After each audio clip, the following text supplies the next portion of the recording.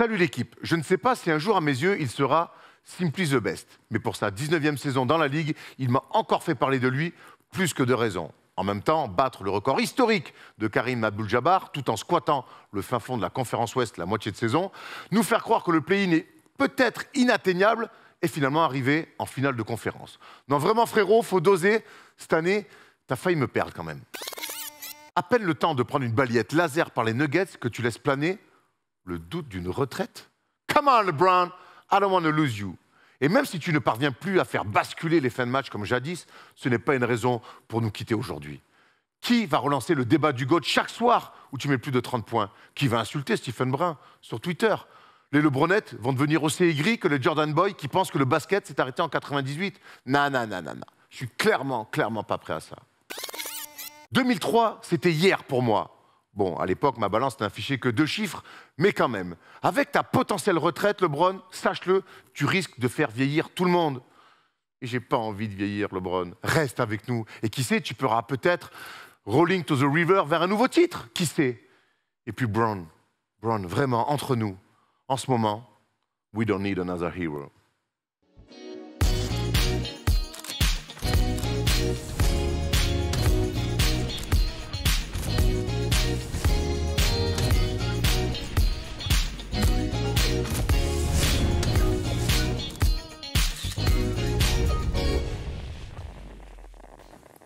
Salut l'équipe, on est jeudi et le jeudi c'est le Thursday Show.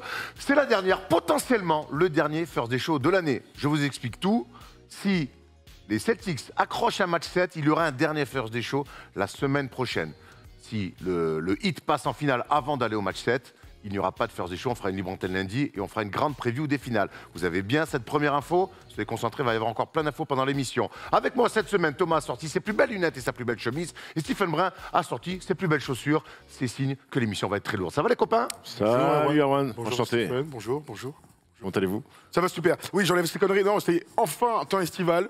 Temps estival égale On le voit la chemise. Hein. Égale la camisette, égale énergie, égale bonne vibe, égale on va se régaler aujourd'hui. Festival de Cannes, et effectivement. Tout à fait. Steph, petite mine, tu reviens de Kaunas, ça va mon grand? Ouais, plein de forme. C'est vrai? Ouais, nickel. J'ai passé 4 jours exceptionnels. C'est vrai, raconte-nous un peu, on aime bien un peu. Raconte-toi un peu, écoute, déjà, la ville de Kaunas, c'était une première pour moi en Lituanie. Enfin, j'avais déjà joué à l'époque avec Gravely, mais c'était à Chiolier, c'était une petite ville. Et bon, quand tu vas jouer en Coupe d'Europe, t'as pas le temps non plus de faire grand-chose. Non, pas Chiolier, Chiolier, S-I-A-U-L-A-I. Ils ont la larme à l'œil là-bas un peu? À Chiolier? Ils n'arrêtent pas de chioler. Ah, d'accord. Et Prénom Benjamin. Benjamin Chiolier. Ah, d'accord, on est parti. On est chaud, D'accord, écoute. bon, il faut me prévenir. Depuis quand on doit te prévenir pour des blagues de merde? D'accord. Non, Kaunas, ville très magnifique. Moi, j'ai adoré la ville, petite ville. Je crois qu'il y a 250 000 habitants, très basket, avec des boutiques du Zalgiris partout, comment on appelle ça, là, des mannequins de Arvidas Sabonis dans les maisons, des photos de Sabonis partout. Donc, très bonne ambiance. Salle exceptionnelle, la Zalgiris Arena, qui est une salle, qui n'existe pas en France, hein, sauf Bercy, mais qui n'est pas dédiée au basket. Niveau de jeu, basket exceptionnel sur le Final Four, même si les 2 demi-finales ont été un petit peu moyennes, voire décevantes, mais la finale a amplement rempli le week-end. La night, très correcte. Pas cher, Kaunas, ça c'est un bon plan, gros. Tu peux boire, tu peux enchaîner. À midi, j'ai enchaîné binous, sushi, binous. Hop, 23 €. Ok, très bien. Ah ouais, merci. non. Ah oui, Merci. très bien.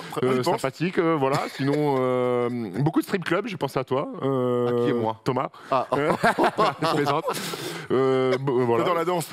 Voilà, qu'est-ce que je peux vous dire d'autre? C'est tout. C'était 4 C'était un jours. bon week-end, je te régalé. Magnifique. Une belle saison d'Euroleague avec Squeak. Voilà, une belle saison d'Euroleague avec Squeak. Les supporters de l'Olympiakos qui ont encore régalé dans la rue, mais toujours avec bon enfant, bonne ambiance. Écoute, un Final Four d'Euroleague, pour ceux qui nous regardent, c'est à faire au moins une fois dans une vie. J'ai croisé plein de Français qui venaient nous voir. Je lui dis, mais vous faites quoi ici? Bah écoute, nous on aime le basket et un Final Four d'Euroleague, c'est à faire dans une vie. Ils étaient là, Kaunas, ils ont profité. Des supporters du CSP Limoges avec le maillot de Nicolas Lang, parce que bon, le CSP Limoges, il faut qu'il soit représenté partout. J'ai vu j'ai vu un petit vieux de 70 ans qui était tout seul, se faire un petit Final Four. Il me dit, j'ai fait tous les Final Four depuis 20 ans, donc il était génial. Il s'est régalé, donc voilà, écoute, c'était un super moment. Et Sergio Llull, bravo mon grand. Oh, Putain, c'est une bonne fin, ça, ouais. Comme on dit à Marseille, c'est pas des louls, hein. C'est pas des loups, là. On reverra quoi. Sergio et Rudy à la Coupe du Monde. À la Coupe du Monde, ils seront avec là, l'Espagne encore. Ils prêts à On enchaîner. défend leur titre. Pré-enchaînés, ils sont chauds bouillants. Tant mieux, incroyable. tant mieux qu'ils viennent. Si, Mais les oui. taper, si on peut les taper, vraiment, c'est bon, c'est pas fait, mais, C'est parfait, ouais. mais bon, ça a toujours un goût particulier. Merci pour ce petit retour de Euroleague et Final Four. Nous, on va souhaiter un joyeux anniversaire à Waxos. C'est notre Wax, c'est son anniversaire aujourd'hui et on l'embrasse évidemment. Félicitations, très fort. Wax. Félicitations, Wax. On s'est compris, félicitations. Félicitations, mec.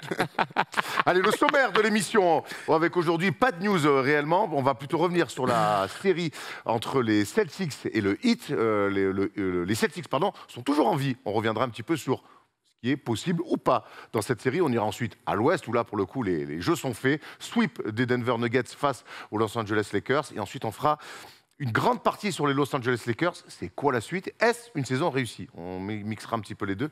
Je crois qu'on n'est pas tous d'accord là-dessus. On finira évidemment par un exercice où en ce moment je suis en souffrance. Je vous cache pas. C'est le quiz. 4 victoires de suite, Thomas, non 6. Alors, Voilà. 6 semaines, mais 5 victoires, il y en a une qui Ah, c'est comptait pas, là. Bon, voilà. Voilà. 5 sur 6, pas mal. T'es en plein run, là. Je suis en plein run. J'espère clôturer cette belle saison invaincue. 3 mois, c'est long. Hein. Ouais. C'est pas 3 mois d'ailleurs, 6 semaines, mais. Ça fait beaucoup. Une petite annonce avant de se lancer dans la conférence Est pour dire qu'à partir de mardi, nous allons commenter comme l'année dernière la Coupe du Monde 3-3. On se souvient que les filles avaient été championnes du monde autour de Laetitia Guapo, Mep et Jacqueline Dadé. C'est ça, je me souviens. J'en oublie une. C'est catastrophique. Et, Marie-Ève Pagé. non, Marie-Ève Marie-Ève Pagé, Pagé, Mep, ouais. Laetitia Guapo Tom- et Hortense Limousin. Hortense Limousin. Désolé les filles. Et les garçons ont été médailles de bronze. Donc voilà, on sait que les Français brillent dans cette compétition et on espère encore mieux, pourquoi pas, 2 équipes championnes du monde. Et que Jimmy Fredette sera avec Team USA.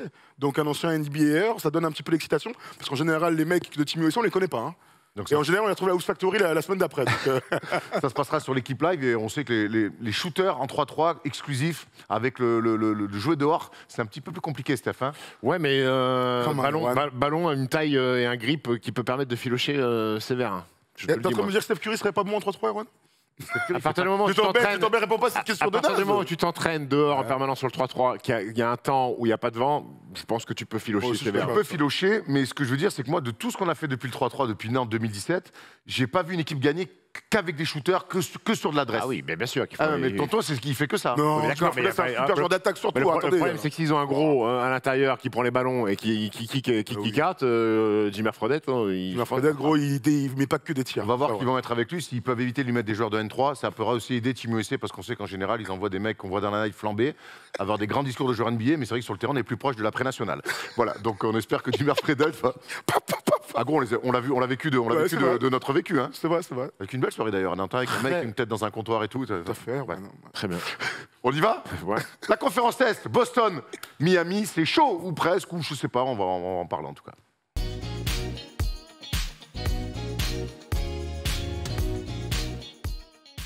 Les Celtics sont toujours en vie, menés 3-0. Boston a quand même relevé la tête, et c'est l'une des premières infos de cette séquence, avec une victoire sur le parquet du 8, 116-99. Les gars, avant de rentrer dans le détail, on va d'abord aller sur un petit peu l'honneur, lever la tête. Les Celtics ne se feront pas sweeper. Les Celtics ont eu une réaction d'orgueil. Pas que, on va aussi revenir sur la tactique, mais d'abord, la première info, Thomas, c'est qu'on a vu les Celtics, avec tout ce que ça représente historiquement, relever un petit peu la tête. Au sortir du match 4, les mots qui revenaient les plus souvent, c'était embarrassement, Match 3. c'était la Match honte. 3. Match 3, pardon. Match 3, sinon c'était fini. Match 3, pardon.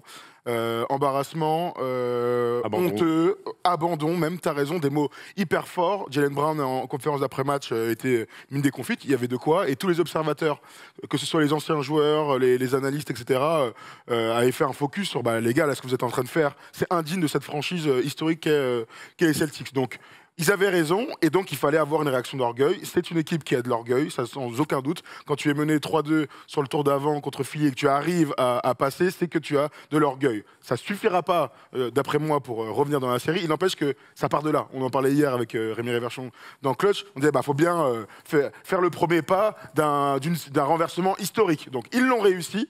Ils ont réussi d'abord à mettre de l'énergie, de l'orgueil, et il y a plein de bonnes choses qui en ont découlé. Tu as été surpris, Steph, de voir Boston passer de cette attitude-là au match 4 après les 3 premiers matchs et surtout le match 3? Non, c'était logique. Logique pour moi, même dans les mots d'avant-match, déjà en disant attention, ne nous laissez pas gagner, ne laissez pas gagner un match, parce qu'après, c'est logique. Tu peux pas quand t'es Jason Tatum, quand t'es Jaylen Brown, quand t'es des garçons comme ça de cette stature et de ce niveau-là, partir en vacances en ayant pris 4-0 et en ayant give up en fait, lâcher la rencontre et lâcher la série. Donc la réaction elle était attendue. J'ai aimé ce qu'ils ont proposé sur ce match-là. J'ai un peu moins aimé l'adresse de Miami, mais qui en découle aussi peut-être de la défense de Boston. C'est peut-être le premier match en playoff que Miami est maladroit comme ça à 3 points. Mais malgré tout, aujourd'hui, j'entends des gens me dire alors qui est dans la meilleure posture, Miami, Boston. Enfin, jusqu'à preuve du contraire, l'équipe qui mène 3-1, elle est quand même en meilleure posture que l'équipe qui a 2 matchs derrière. Donc, bien sûr qu'on essaye de nous vendre ce comeback de l'espace et de l'histoire. Moi, j'ai du mal à y croire. Maintenant, je suis persuadé que la pression, elle est de nouveau maintenant sur Miami, parce qu'il y a ce match 5 qui va aller à Boston, et je pense que Boston va le prendre. Et c'est plus pareil aujourd'hui de jouer un match à 3-0 et un match à 3-2 s'il y a 3-2, mais c'est la réaction attendue pour une équipe qui était en finale NBA l'année dernière, parce que s'ils avaient pris 4-0, j'aurais été curieux de voir ce qui se serait passé à l'intersaison. Alors pour moi 4-0 ou 4-1 à l'intersaison, ça va péter. Oui. Mais en tout cas, on voit la série quand même, hein, cette stat fantastique, la stat la plus connue de NBA, 0-150. Donc 150 équipes ont été menées 3-0 dans l'histoire des playoffs. 0 ont réussi à retourner la série. Et la stat à 3-1 maintenant, faut la changer parce qu'il y a 3-1 maintenant. Ben non, ils sont restés menés 3-0 quoi qu'il arrive. Ils ont été menés 3-0. Quoi qu'il arrive. Donc ils rentrent dans donc s'ils le font, c'est la première fois dans la rencontre. Voilà. On parle de l'orgueil, on parle de la défense. Ils ont aussi, comme souvent dans ces playoffs, retrouvé la victoire parce que Jason Tatum. Énorme match de Jason Tatum, 33 points, c'est le leader. Et surtout, Thomas, on a vu un Jason Tatum bon dans le 4e quart-temps, ce qui n'a pas toujours été le cas sur cette série-là. Et ça a été l'élément un petit peu déclencheur. On va voir qu'il y a eu plein d'autres choses à côté. Mais le match de Jason Tatum, on le voit, 33 points, 11 rebonds, 7 passes décisives. Il a été quand même de partout. Et dans le 4e quart-temps, 11 points. Enfin. Il marquait pas et il perdait les ballons dans le 4e quart-temps. Il prenait pas de tir parfois. Et regarde, elles sont dingues hein, les stats sur les 3 premiers matchs pour un joueur clutch, hyper talentueux. Bref, on ne présente plus des Jason Tatum. Tu as raison de commencer par lui parce que d'après moi, ces équipes-là en NBA doivent toujours commencer par les stars. Donc par l'attitude, par la défense, par le jeu de passe, comment tu intègres les gars autour de toi, etc. Jason Tatum a une réaction d'un top joueur. Le problème, c'est qu'il sort de 3 matchs tellement catastrophiques qui nous quelque part, on va lui demander encore plus. Ok, il a réussi un match, il faut en réussir un 2e, et puis un 3e. Donc bravo, en tout cas, à lui pour le sursaut d'orgueil, mais ça ne va pas suffire hein, dans nos bilans de fin de saison s'ils se font sortir 4-1. Forcément qu'on va lui taper dessus à Jason Tatum s'ils se font ouvrir 4-1 en étant passé au travers de cette série-là. Maintenant, c'est le lot des superstars. Oui, bien sûr. Mais d'ailleurs, en finale, tout le monde avait été très dur. Si tu veux être 9e homme, bon, c'est un rôle un peu plus confortable. Hein. On va jamais parler de toi, juste en bien quand tu feras en sortie de banc et tu feras un carton. Mais j'ai aimé le début de match moi, des Celtics, qui, dans les intentions, j'ai trouvé que c'était un peu plus d'application par rapport aux 3 premières rencontres où ils ont laissé tout de suite Miami se mettre en place. Et moi, je les ai trouvés un peu meilleurs là-dessus. Maintenant, Jason Tatum, oui, quant à ce statut de superstar et de peut-être, je sais pas, top 5, top 10, meilleur joueur de la Ligue, tu peux pas passer au travers comme ça des 4e quart-temps comme ça a été le cas. Vaut mieux faire l'inverse. C'est ce qu'il avait fait un petit peu, on se souvient, à Philadelphie. Oui. Tu rates 3 quart-temps et tu réussis le 4e. Exactement. Et parfois, il avait été très bon dans les 3 premiers quart-temps et passé au travers du 4e. Mais cette équipe des Celtics,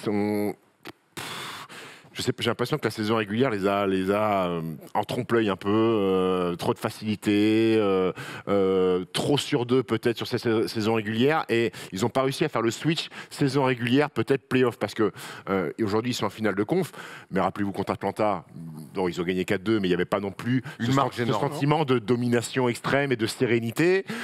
Contre Philly, bon, ils sont menés 3-2, ils gagnent 4-3, tu peux dire que quand même malgré tout il y a ce sentiment de résilience et de compétiteur, mais il n'y a pas de marge non plus. Et là, ils sont menés 3-1. Donc, je ne sais pas ce qui a pu se passer. Perdre leur vertu défensive, perdre, je ne sais pas, peut-être que. C'est sûr, tu as raison. Perdre de confiance en leur coach. Mais à un moment donné, Joe Mazzulla, moi, je veux bien qu'on l'assassine tous les jours. Mais à un moment donné, il y a la responsabilité des joueurs sur le terrain. Et quand un mec passe au travers et qu'il ne met pas un tir, je ne vois pas en quoi on peut incriminer Joe Mazzulla à un moment donné. Justement, hier, dans le match 4, ils ont retrouvé de l'adresse, mais pour moi, ils ont aussi retrouvé des joueurs qui incarnaient pour moi ce qu'ils ont fait l'année dernière. Robert Williams, très bon. Al Horford, très bon. Grant Williams, très bon. Pour moi, ces 3 gonzes, Ces 3 gonzes-là, Marcus Smart, pour moi, fait partie du truc tout le temps. Derrick White était bon aussi, mais pour moi, les 3 que je viens de citer là, c'est eux qui, pour moi, l'année dernière, défensivement, dans l'âme, un petit peu, dans le second couteau, dans le second souffle, c'est eux qui, pour moi, incarnaient ça.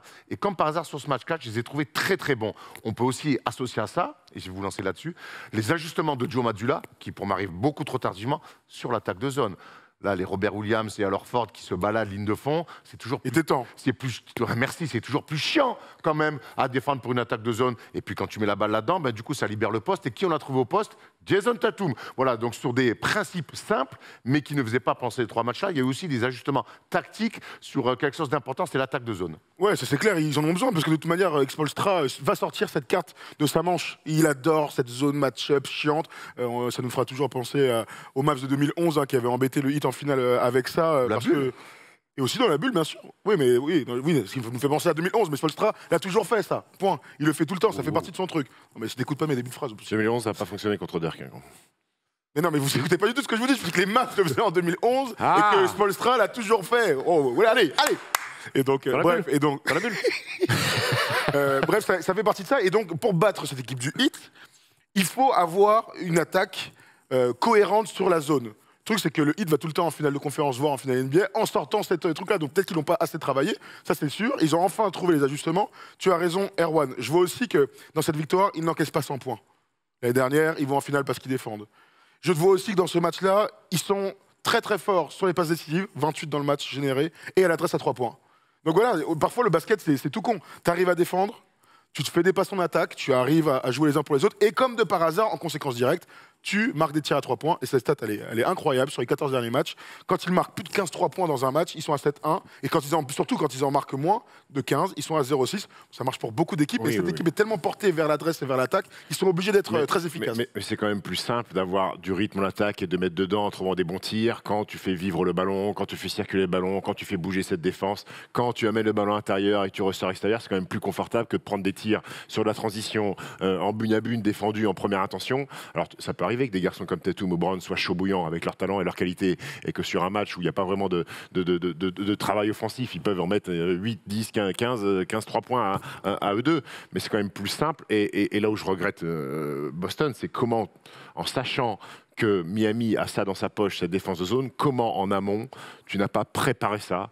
Ils sont venus à poil, on peut le dire. Ils sont venus tout nus. Ils sont venus tout nus en disant Cap Dag derrière un buisson. Allez, hop là, on y va. On n'attend pas Patrick. On n'attend pas Patrick.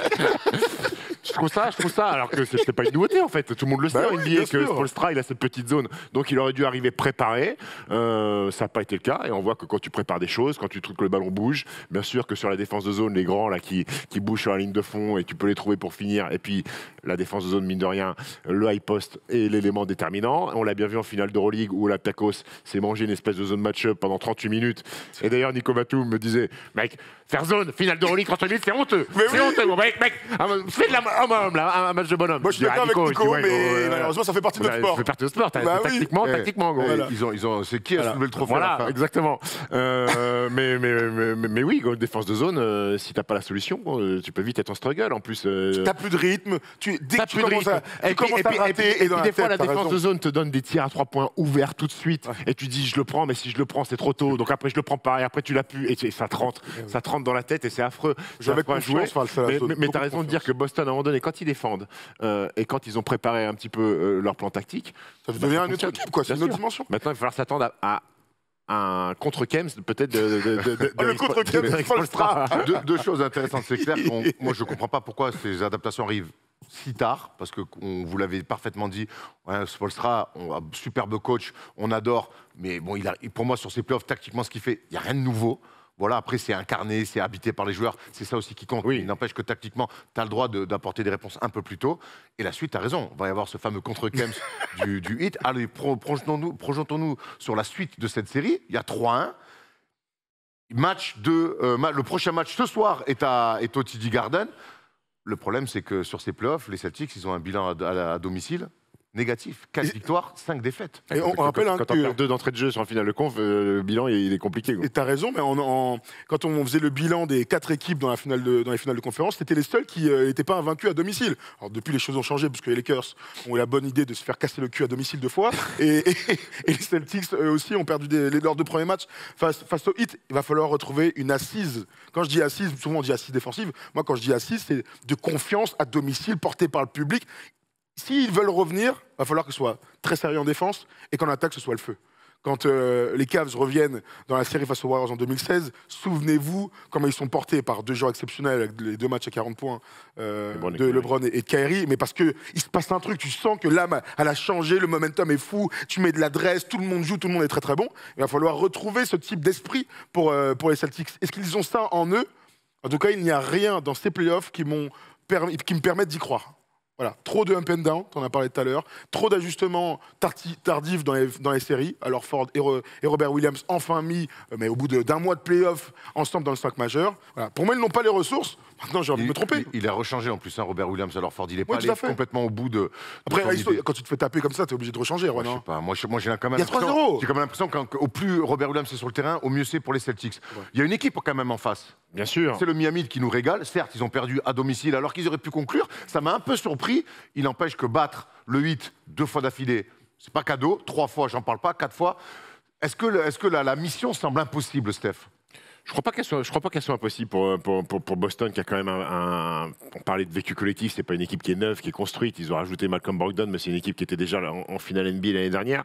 C'est une équipe qui se connaît. Maintenant, l'interrogation de Miami, c'est Gabe Vincent, qui est sorti blessé sur la cheville, incertain pour le match 5.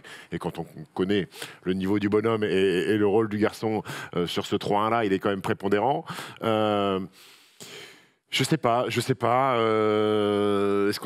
qu'on va pas assister à un struggle de l'espace de Miami? Alors c'est pas le garçon qui a derrière Jimmy Butler est pas coutumier du fait de struggle quand il est face à une adversité comme ça. J'aimerais bien. Je trouve que moi j'aurais voulu voir un vrai duel Jaylen Brown Jimmy Butler ou Jason Tatum Jimmy Butler qu'on n'a pas beaucoup en fait. Ils défendent l'un sur l'autre. Oui, je me dis à 3-0, est-ce qu'il n'y a pas un mec dans le vestiaire de Boston qui dit ok, vas-y, nique sa mère, moi j'y vais gros. Vas-y, je m'appelle Jason Tatum, oui on a besoin de moi, mais j'y vais gros, il faut l'arrêter. Il faut arrêter ce mec-là, parce que c'est quand même la clé de Miami. On peut parler de Gabe Vincent qui est fantastique, de Max Truss qui est exceptionnel, de Bam Adebayo qui mine de rien, Caleb Martin, Kevin Love très bon. Comme il s'appelle, Duncan Robinson. Qui revenait, ils sont tous fantastiques. Et c'est une équipe qui, et grâce à Jimmy Butler, qui est un leader fantastique, qui donne confiance à ces garçons-là, peut-être sous-estimés ou sous-cotés, et tout le monde tire dans le même sens. Et je pense que la clé, il faut stopper Jimmy Butler. Tu ne peux pas permettre de Jimmy Butler de Grant Williams fait... Grant Williams, il régale, mais le tête contre tête. Donc au final, il le paye cher. Il le paye cher, le tête contre tête, mais moi, j'aimerais qu'un Tatum ou Brown se dise ok, c'est pour moi, je m'y colle. Maintenant, Jimmy Butler, est-ce que c'est capable, tu vois? J'ai adoré ce qu'a dit Thomas l'année dernière, je crois, la semaine dernière dans l'émission. Jimmy Butler, c'est Michael Jordan. Ah oui, clairement. Oh, c'est Michael Jordan, mec. Il est habité dans le mindset et dans le jeu aussi. Il y a de ça. Dans le jeu, il y a ça. Dans le mid-range, les pull-up mid-range, les post-up où il se retourne, sa façon de temps en temps il tire la langue. Je ne sais pas s'il le fait exprès pour avoir le mimétisme de Jojo ou pas. Les moments choisis. Les momentum où il faut mettre des gros tirs, il met des gros tirs. Et puis cette influence qu'il a sur ses partenaires, ils sont incroyables. C'est incroyable. C'est-à-dire qu'il fait des passes. J'ai vécu ça, alors, moi, à une petite échelle avec Nanterre. Quand tu passais la balle à ton partenaire, avec le ballon, il y avait une espèce de dose de confiance en disant tiens, mon gars, je sais que tu vas filocher. Et j'ai l'impression que c'est ce qu'il y a à Miami. Dès qu'il y a un mec qui se passe la balle avec un tir ouvert, ils sont persuadés qu'ils vont filocher. Et ça fait la diff que je ne retrouve pas du côté de Boston. La seule équipe qui a un peu ça, c'est Denver. On en parlait tout à l'heure, mais ils sont exactement dans ce truc de confiance l'un pour l'autre. Donc, c'est retour à Boston. Et c'est vrai allons un petit peu sur ce qui pourrait se passer dans cette série si on va avoir un match 7 et que ça soit incroyable. Là, mine de rien, il y a match à Boston ce soir. Boston à domicile doit gagner. Donc ça fait 3-2, match 6 à Miami, under pressure, et derrière, parce que si il ne prend pas, retourne à Boston. Est-ce qu'on peut vraiment imaginer, ce soir finalement que même si le 8 domine pour l'instant de manière générale cette série, on peut vraiment imaginer le 8 sous pression ce soir? Mais moi je pense que le 8 est sous pression. Le truc qui me fait dire qu'ils vont passer, c'est que quand il y a un money time, pour l'instant dans cette série, eh bien c'est eux qui passent. C'est eux qui passent, c'est eux qui gèrent mieux, tout simplement. Boston a réussi dans ce match 4 à gagner le match au 3e quart-temps. Alors bien sûr qu'il y a eu des retours et tout, mais il n'y a pas eu de money time comme on les aime. 100% avantage à Miami dans ce cas-là, que ce soit à Boston ou en Floride. J'ai envie d'avoir cette confrontation dans les 2-3 dernières minutes avec ballon à Butler et ballon à Tatum de l'autre côté. Et là, on pourra savoir s'il y a un véritable momentum en faveur des Celtics s'ils arrivent à le prendre. Parce que très honnêtement, s'il y a 3-2, match 6 là-bas, oui, je pourrais commencer à me dire oui, ils vont peut-être le faire. Voilà. Mais en attendant, j'ai vu trop de différence entre les deux équipes. Surtout que le match 5, et on n'enlève rien à la prestation de Boston, moi j'ai l'impression que derrière Butler, Caleb Martin a fait encore plutôt un bon match, mais derrière j'ai l'impression que j'ai retrouvé le hit de saison régulière de cette année un petit peu. Ils étaient moins habités, moins dans les attitudes. Inconsciemment, tu te relâches un petit peu, je pense. 3-0, peut-être que inconsciemment tu te dis bon, on a quand même 3 balles de match pour gagner. D'entrée de jeu, t'es un peu moins réussi, t'es un peu moins euphorique que sur les 3 matchs d'avant. Et puis bon, il y a une équipe en face qui joue un peu mieux au basket aussi, ça il faut aussi l'admettre. Et puis voilà, écoutez, bon, la fin de match, voilà, on a perdu. Il nous reste encore 2-3 balles de match. Donc il y a peut-être eu un relâchement, ça a permis à Jimmy Butler aussi de souffler un peu, de se reconcentrer. Voilà, écoute. C'est l'histoire d'un seul match, quoi, pas de la série. Moi, je vois un match 6 quand même. Tu vois un match 6? Oui, moi aussi. C'est vrai? Moi, je pense que Boston doit, je le disais tout à l'heure, ils doivent venir habiter, quoi. C'est à eux d'inverser le momentum. Ils doivent faire le même match que de l'adresse, de la course, de la défense. Moi, je vois 4-1 parce que il y a eu l'orgueil de Boston, mais pour moi, leur parcours de playoff, ils y ont laissé trop d'influx nerveux. Pour moi, il y a eu trop de up and down. Et pour moi, Miami fait vraiment son plus mauvais match de playoff sur le match 4. Donc, très bien pour l'orgueil, mais je crois que le mal est très profond, sportivement et même plus. Je pense que c'est un coup d'épée dans l'eau, le match 4. Coup d'épée dans l'eau, ça fait vraiment dur pour eux parce qu'il y a eu une vraie belle prestation. Mais de là, j'arrive pas à voir cette équipe enchaîner un deuxième match aussi complet. Ils l'ont pas montré en tout cas pour l'instant qu'ils étaient capables d'enchaîner des gros matchs comme ça. Et puis en face, pour moi, Miami, c'est pas Philadelphie, quoi. Donc c'est censé être moins fort. Hein. Ah ouais, mais il y a plus de mental. Hein. Voilà, je vois pas Miami, parce que Miami, tu vois, ils sont dominés de la tête et des épaules. Il n'y a pas de fin de match. Au milieu, début de 4e, on sait que le match est plié. J'imagine pas un nouveau match comme ça. Et s'il y a Money Time, ben moi je mets une pièce sur avantage Miami. Avantage Miami 4-1 pour moi. Voilà. Miami doit gagner un match sur 3. Hein. C'est aussi ça l'équation. Dites-nous dans les commentaires si vous voyez un match 6 ou un match 7. Bon, en tout cas, je vois ce soir. Et dites-le rapidement, parce que le match. Ah oui, 2h30 ce soir. Et on l'a pas dit, mais Brogdon est blessé. Hein. Vous l'avez vu. Hein. Et il serre les dents, il va jouer, mais il est blessé. Hein. C'est important. Il n'a pas été bon au dernier match. Et c'est un rouage primordial de cette équipe. Bon, en tout cas, si à l'Est, il y a encore un fin suspense sur qui sortira de la conférence pour aller rejoindre les Nuggets, puisque vous avez compris, de l'autre côté, il n'y a vraiment plus de suspense. Est-ce qu'il y en a vraiment eu? Allez, on va quand même aller faire un petit débrief de ce qui s'est passé à l'Ouest.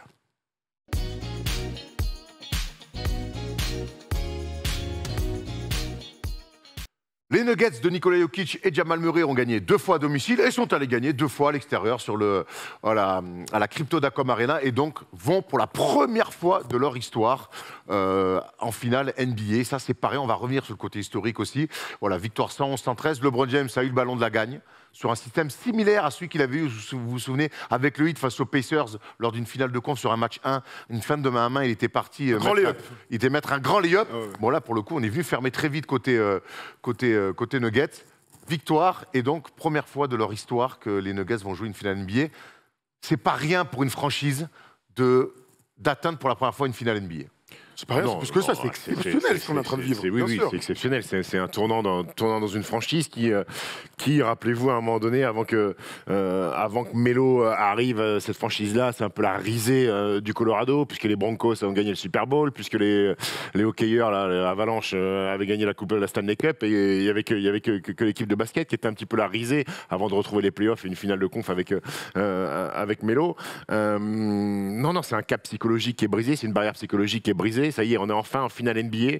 On a cassé ce plafond de verre qui était la finale de conf.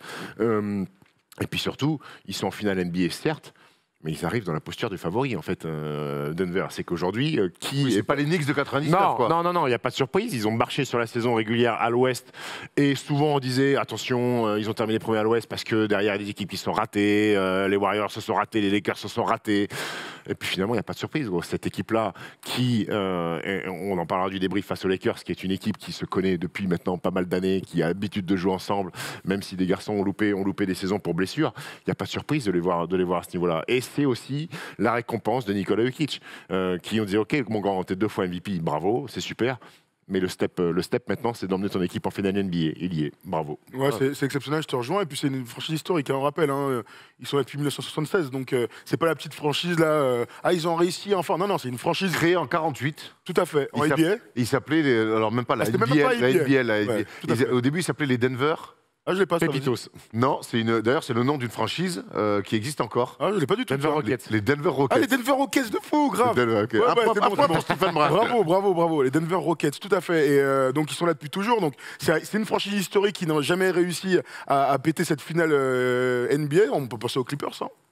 Par exemple, qui récupère le record. Donc ça fait depuis des années qu'ils souhaitent y aller. Donc déjà, bravo pour l'impact que ça a sur une belle ville de Denver. Rémi Reverchon nous en parle tout le temps. Donc déjà, bravo. Et puis je te rejoins complètement, c'est une équipe qu'on a adoré en termes de construction, qu'on a adoré suivre en termes de construction. Les années où tu n'es pas loin, les années où tu as des bons joueurs, tu fais des choix, etc. Tu draftes bien. On aime les équipes qui draftent bien, intelligemment et qui laissent les joueurs évoluer. Tous les mecs, là, les visages de la franchise ont été draftés dans cette équipe et ils les ont laissés grandir. Jamal Murray, il est drafté en 2016 et c'était un tour de draft qu'ils avaient eu dans un trade avec Melo Onyx à l'époque. Donc merci Melo. Merci. merci Melo. Donc voilà, c'est la meilleure équipe de ces playoffs, sans aucun doute. La meilleure équipe, donc on parle de On verra s'ils seront champions du coup. La meilleure équipe, c'est celle qui, pour l'instant, c'est vrai, joue le mieux au basket. On a parlé de Miami un petit peu avant, mais c'est vrai que sur le basket, on va revenir aussi dans une palette, le retour de la palette de Toto, sur le jeu collectif des Nuggets. Les gars, il y a eu un sweep. Et en général, quand il y a un sweep et il y a LeBron en plus qui est sweepé, tout le monde a envie de jeter des grandes grenades, tout le monde a envie de prendre au chalumeau. Honnêtement, qu'est-ce qu'on peut reprocher aux Lakers sur cette finale-là? On a l'impression qu'ils ont été battus par plus fort. Et LeBron lui-même semblait rejoindre cette théorie-là. Bah, moi, j'ai envie de te dire que ce qu'ils auraient pu faire de mieux, c'est en prendre un, quoi. C'est en prendre un, qu'est-ce qui t'arrive? Non, oui, d'accord, j'ai compris. Non, mais moi, ce que j'aurais aimé, c'est qu'ils lancent leur série. Ce qu'ils avaient parfaitement réussi contre les Grizzlies et contre les Warriors, c'est lancer leur série avec un match 1 gagné. Ce qui est terrible, c'est qu'il y a 4 matchs hyper serrés, 4 money time. Et il y a 4 money time mieux gérés par les Denver Nuggets. Ça, c'est un truc qui était difficilement prévisible, d'après moi, avant la série. On parle d'expérience, on parle de groupe, on parle de... ils sont dans le top 75, il y a LeBron et tout. Tu vois, si on avait fait une série, je pense que déjà personne n'aurait pu prédire un 4-0. Et je pense surtout que si on avait dit, tu vas voir, il va y avoir 4 money time sur les 4 premiers matchs, les Nuggets vont prendre les 4. On leur a dit, ah ouais, non, t'abuses et tout. Je pense quand même qu'au moins une fois, les Lakers réussiraient à en prendre un. Donc, beaucoup de crédit à leur niveau de jeu, à leur constance match par match, avec 2 matchs très bien gérés à Denver et 2 flux extraordinaires retours dans les matchs où les Lakers franchement sont très bons sur 3 quarts temps à Los Angeles. J'ai juste vu une équipe qui mentalement n'a peur de rien et m'a prouvé qu'ils pouvaient défendre dans les grands moments, et ça je pouvais pas l'imaginer avant de l'avoir vu. Avant de l'avoir vu. Voilà. Moi j'ai été bluffé par la défense de Jokic. Je pensais pas qu'il avait ça en lui, de rester sur le terrain, avoir des problèmes de faute sur un seul match sur une série, alors que tu as un mec qui est en pleine bourre en face, Anthony Davis. Il l'a dominé, Anthony Davis, mais on y reviendra un petit peu plus. Justement, sinon on va y aller maintenant d'ailleurs sur le duel Nikola Jokic-Anthony Davis. C'était l'une des questions, l'une des clés de la série. Anthony Davis fait pas une mauvaise série. Il fait des bêtes de stade, gros, pas une mauvaise série, il est exceptionnel. Il fait une très bonne série. Ah ouais, attends. Mais il est battu. Il est battu dans le score, mais il est battu aussi dans son match-up direct par un ovni, Steph. Par un ovni, voire un mec, certes avec un QI surdéveloppé, mais avec des qualités athlétiques un peu moindres. Il a mangé Anthony Davis. Ouais, il l'a mangé. Enfin, 12 passes contre 2,3, parce que sinon les points et les rebonds, mais dans l'influence, dans comment je pèse sur une rencontre. Et j'ai trouvé qu'Anthony Davis avait terminé cette série épuisé. Épuisé, fatigué, main sur les genoux. Il a pris des gifles derrière la tête, Anthony Davis, parce qu'à un moment donné, il se met des séquences défensives qui sont exceptionnelles. Et quand tu es puni sur un tir qui n'existe pas, en déséquilibre, d'un mec qui jette des cailloux à 3 points sur une jambe sans voir le panier. Avec le ballon qui part de la nuque. Est-ce que tu as déjà vu un mec qui tire comme ça dans toute ta carrière, Steph? Ils l'ont renommé, hein. Oui, le tir Christian Califano sur les touches de Brittany. Oh, j'ai jamais vu ça de ma vie, quoi. Et à un moment donné, tu dois juste, ça fait mal quand tu fais des séquences défensives, tu défends bien et que tu prends ça. Regarde, moi ça n'existe pas. Ça, qu'est-ce que c'est que ça? Ça c'est le mec dans Poli et moi là qui joue torse de poil, qui jette des cailloux, sur la planche. Philippe Seymour Hoffman. Il y est. Et donc à force de prendre et ben à la fin tu finis par abdiquer. Et pour revenir sur parce qu'on a vu Anthony Davis démarrer le match 1 en bune à bune sur Nikola Jokic. Mais il l'a démonté. Après, ils ont mis Hachimura et on disait Hachimura, il a baissé les stats. Bon, pour moi, c'était un peu flatteur pour Hachimura parce que c'est pas pareil d'attaquer sur Hachimura avec Anthony Davis qui flotte derrière et qui est là pour venir doubler ou pour contrer. Oui, c'était plus une défense collective. On peut donner du crédit à Hachimura parce qu'il rate complètement sa quatrième carton. Oui, mais Hachimura, je vais lui donner du crédit pour la série qu'il a fait. Bravo, et pour les playoffs, bravo Rui. Maintenant, pour les Lakers, j'ai l'impression qu'ils étaient au max qu'ils pouvaient faire en fait. Et il n'y a pas de Enfin, si, il y a une vérité, c'est qu'aujourd'hui, sur les 4 équipes qui sont en finale de conférence, t'en as 3 qui ont la même ossature depuis pas mal de temps et qui se connaissent. Et les Lakers, c'était un peu l'ovni de cette finale de conférence. Une équipe construite en décembre, janvier, février même, pour un run. Bah, allez, on change tout pour aller au bout. C'était déjà miraculeux, je pense, pour eux de se retrouver en finale de conf. Et ils ont tapé une équipe meilleure qu'eux. Plus près collectivement, avec une profondeur de banc supérieure, parce qu'il y a 7 joueurs de Denver qui ont performé sur cette finale de conf. Contre 4 contre les Lakers, ça n'existe pas. Et pour que les Lakers battent les Nuggets, il faut que D'Angelo Russell soit exceptionnel. Il faut que Malik Beasley... Il a failli l'être. Il a failli l'être, ouais. Que Malik Beasley, sur le terrain, dès qu'il a un ballon, il filoche. Et ça n'a pas été le cas. Tu as des mecs qui sont passés au travers. Et bon, après, on parlera de LeBron après, si vous voulez. Je suis là. On parlera de LeBron dans un deuxième temps. Mais attends. Je veux revenir sur le duel. Moi, je suis sur le duel. Vas-y. Tu en as déjà parlé hier. Donc, je vais te faire économiser de la salive. Tu en as parlé dans Clutch sur la Wina TV. Et voilà ce que toi, homme plein de certitudes, Nikola Jokic a réussi à te faire changer d'avis. Et ça, croyez-moi, que faire changer Thomas Dufan d'avis, c'est pas simple. Bravo à Nikola Jokic. On en a parlé énormément entre nous. On disait, mais pourquoi les Suns font pas différemment des prises à 2, des prises à 3? En fait, tu peux pas faire ça contre ce mec-là. Bien sûr qu'il y a des moments où tu peux le prendre et tout ça. Mais son QI basket est tellement exceptionnel que le mouvement autour de lui est tellement fantastique que, vas-y, prends à 2. Hein. Il y aura toujours le bon mec à l'opposé, la bonne passe et tout. Et c'est en ça qu'il est tout à fait indéfendable, là où Giannis a encore des lacunes, et on l'a vu, lorsque les défenses se resserrent.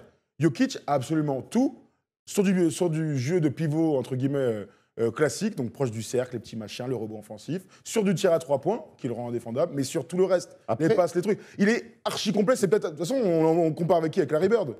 Voilà, c'est des joueurs hors normes. C'est marrant. C'est des joueurs hors normes. Alors, joueur hors norme et tout, je pensais pas à cet extrait-là, autant pour moi, messieurs, mais il n'empêche que hier, en fait, c'était sur Twitter, on a retrouvé un extrait que tu avais dit à l'époque sur Wina, où tu pensais pas qu'une équipe pouvait être championne avec un pivot aussi faible défensivement. C'était en mars. C'était en mars. Et je rappelle, pour dans le contexte, c'est que vraiment, jusque-là, j'étais sûr que Denver pourrait pas être champion, je ne suis pas encore champion, mais avec Jokic, qui est certes intelligent, grand, etc., je vois pas d'équipe qui vont au bout sans un poste 5 ou Draymond Green exceptionnel. Donc ça, c'est ma théorie de base. C'était aussi au moment où il y avait les 4 défaites d'affilée, où ils étaient en dessous, parce que ça, enfin, ils étaient vraiment au bout du rouleau. Vous vous souvenez de ce moment-là où maintenant ça se délite, qu'est-ce qui se passe et tout. En fait, ça leur a permis de rebondir et de faire ce run exceptionnel. Et oui, déjà, il n'y a que les cons qui ne changent pas d'avis. Et il y a surtout un mec qui fait des choses. Je ne sais pas si vous pensiez que Nikola Jokic puisse être aussi fort défensivement dans le collectif et un contraste sur un gars comme Anthony Davis. Moi, je ne pouvais pas l'imaginer. Mais surtout, c'est ce qu'on a vu. C'est ce qu'on a vu. Moi, je suis désolé, prenons les playoffs de Nikola Jokic il y a 4 ans.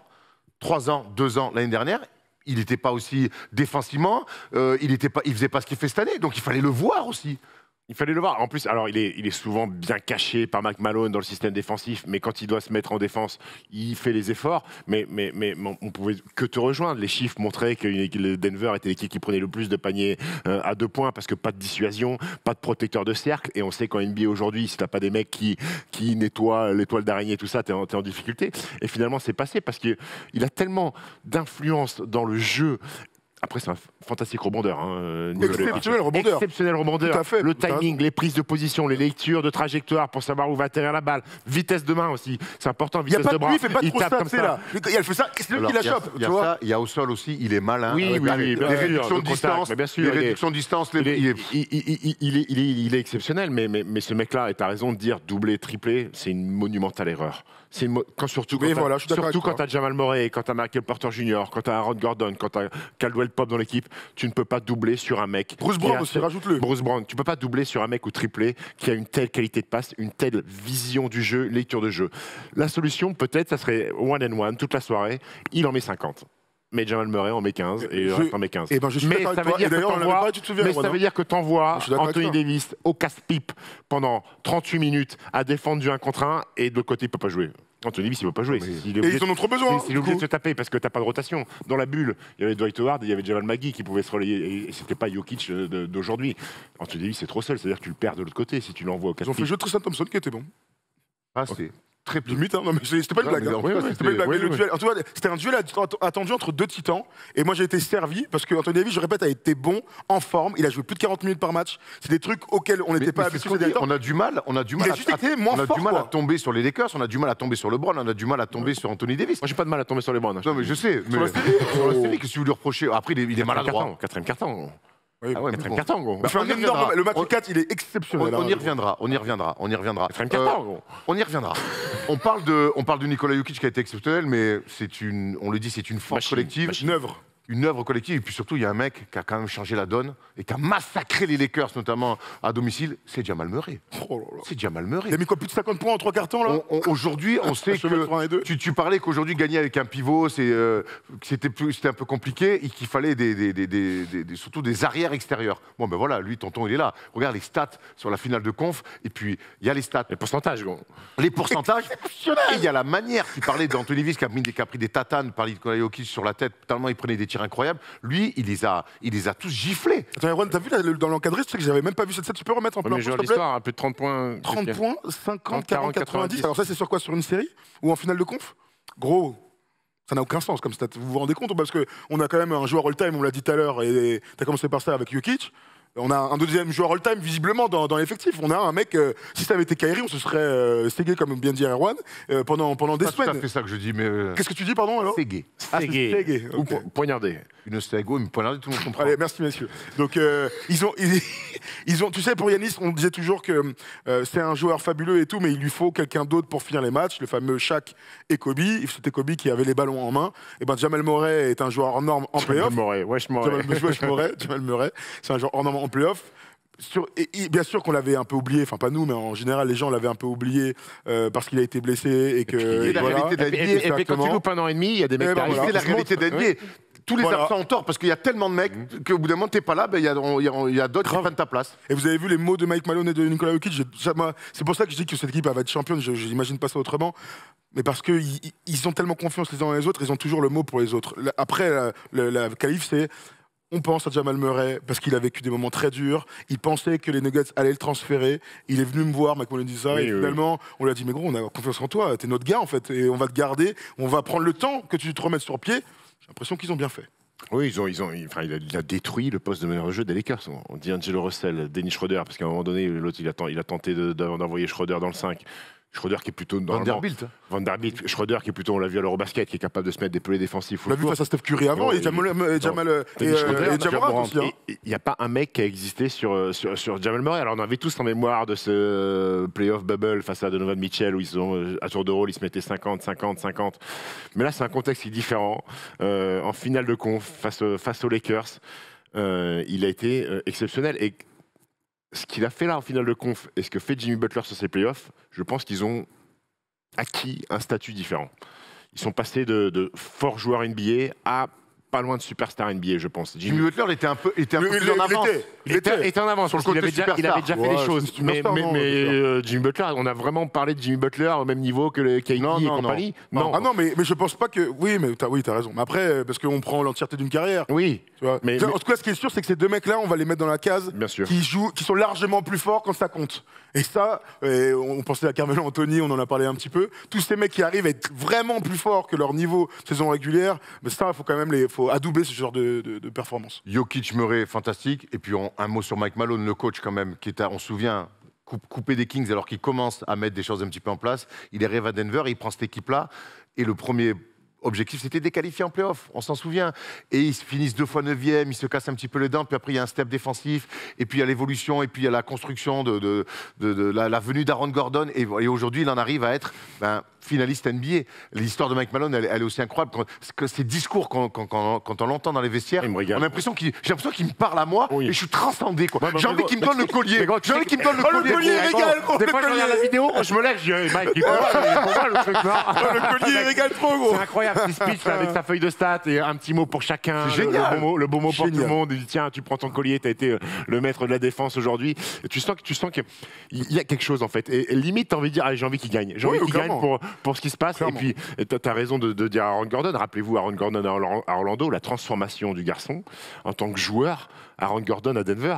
Mec, défensivement, c'est exceptionnel. Offensivement, rappelez-vous, à Orlando, il allait tout droit. Il prenait des tirs qui n'étaient pas du tout dans les bons rythmes et dans les bons schémas offensifs. Là, il est près du texte, Aaron Gordon. Et c'est aussi le boulot de Mike Malone. C'est une histoire de contexte. Hein. Bien C'est sûr. une oui. histoire de contexte. Quand tu joues dans des équipes de merde, qu'il n'y a pas de collectif et pas Et d'objectif, pas coaché, gros. tu il va te faire dis, ce que bah tu vas-y, veux. je fais ce que je veux. Par contre, quand tu arrives, on te dit, gros, si tu fais ça, on peut gagner le titre. Ah, c'est pas le même. Du coup, Mais ça veut dire qu'il y a une part d'intelligence chez les garçons, parce qu'il y a Bah, des t'as vu garçons, ce qu'il y a eu la déco, qui essayent d'expliquer des choses, mais qui ça marche pas. Ça veut dire que ce garçon-là est aussi un peu connecté dans la tête. Oui, Aaron et Gordon. t'as raison, et puis on peut aussi dire parce qu'il était très jeune à Orlando. Oui. C'est toujours c'est l'évolution naturelle de la maturité. On prend un déclat parce qu'elle est passionnante sur Aaron Gordon. Si tu veux, je te laisse, Aaron, si tu veux. Vas-y, n'hésite pas à me le remettre en plein pâle. Non, tu peux la lire là, vas-y.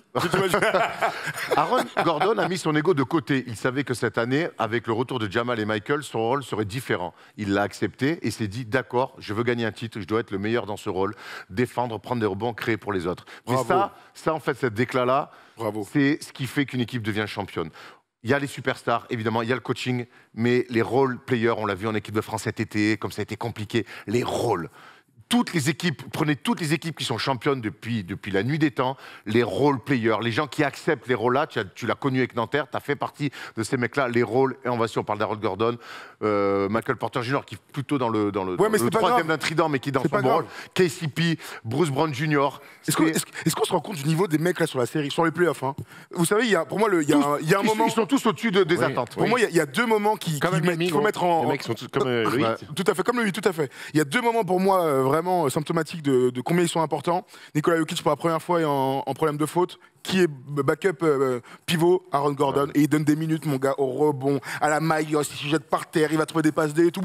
Il fait ça en fait, Aaron Gordon. On l'a vu l'évolution et tout, mais là, à un moment aussi important, bravo. Et l'autre moment, c'est quand les Lakers font un vrai push et que eux commencent à faire leur run full à le 18-0, et que Jeff Green, qu'on n'a pas vu de la série, il a mis des quelques contres et tout, mais une filoche corner gauche, et que Bruce Brown Jr. action d'après, il met une énorme filoche. C'est la première fois dans la série, j'avais encore un peu d'espoir, je me suis dit, ils sont vraiment beaucoup plus forts, parce que tout le monde répond aux attentes, voire tout le monde Surperforme même. et surperforme. Voilà, donc beaucoup de crédit aux stars, aux coachs, à la franchise et tout, mais c'est grâce à ces mecs-là que KCP. l'équipe elle est presque KCP, elle est presque imbattable. il a filoché comme un porcinet. Et lui, il était la bulle avec les Lakers. Hein, C'est KCP. Thompson, gros. Ah ouais, bah ouais. Leader. Steph, leader. une question pour toi, Oui. parce que je sais que Thomas avait compare cette équipe de Denver aux Spurs de 2013. Et la palette ira dans mon sens. Sur le Spurs Basketball, où c'était peut-être le plus beau basket pratiqué, Voilà. sur les mains à main, l'enchaînement, les extra passes simultanées pour trouver le Nico mec ouvert. Batum était plus Dallas 2011, Et j'ai une explication pour ça après. mais moi je vois aussi dans la... Voilà. Mais en fait, il lui parlait de la structure Ouais, dans la d'équipe. structure Moi, je parlais pas de ça, moi. dans les joueurs, dans les role players qui surperforment. Toi, t'es plutôt entre quoi? Entre les Spurs 2013, les Mavs 2011? Je vois où Nico veut en venir avec les Mavs 2011, où il y avait beaucoup de jeux sur du high post, où Dirk avait le ballon sur du high post et ça bougeait autour, et c'est un peu ce qu'on retrouve avec Nikola Jokic. Et tout Jet ça. Terry qui prenait pick and roll Et les fins de Jet match comme Terry qui Jamal pourrait- Murray. Exactement, mais dans le passing game, dans la recherche de la passe en bout de chaîne, combien de fois on avait des actions intérieures, ça ressort, tac, tac, tac, et ça va à l'opposé dans le corner pour un tir à 3 points. Il y a un peu de Spurs. Ouais, il y a un peu de Spurs, clairement. Après, les Mavs, gros, ça reste les Mavs. J'ai beaucoup aimé quand Nico a dit que Dirk a la plus belle bague de champion. La plus dure. Ça se défend easy. Hein. La plus dure, mais non, il y a un peu de similitude. Après, c'est pas pareil. Jokic à Dallas, il y avait pas, c'était Tyson Chandler le pivot, il y avait pas non plus de ce genre de garçon-là. Mais oui, dans la fluidité du jeu, dans le mouvement sans ballon, les tournes autour quand Jokic a la balle au poste, là qu'on va voir sur la palette tout à l'heure, il y a du Spurs, quoi. On va pas y aller tout à l'heure, on va y aller tout de suite. On va y aller tout tout sur la palette, parce qu'on est en plein là-dedans. On sait que cette équipe des Nuggets est très forte sur pick and roll avec Jamal Murray, Jokic d'ailleurs. Des fois, c'est même le Jokic qui prend lui-même des pick and roll. Mais ce qui aussi nous a sauté à la gueule, c'est le jeu collectif, le mouvement sans ballon et le mouvement du ballon, les joueurs qui bougent off-ball.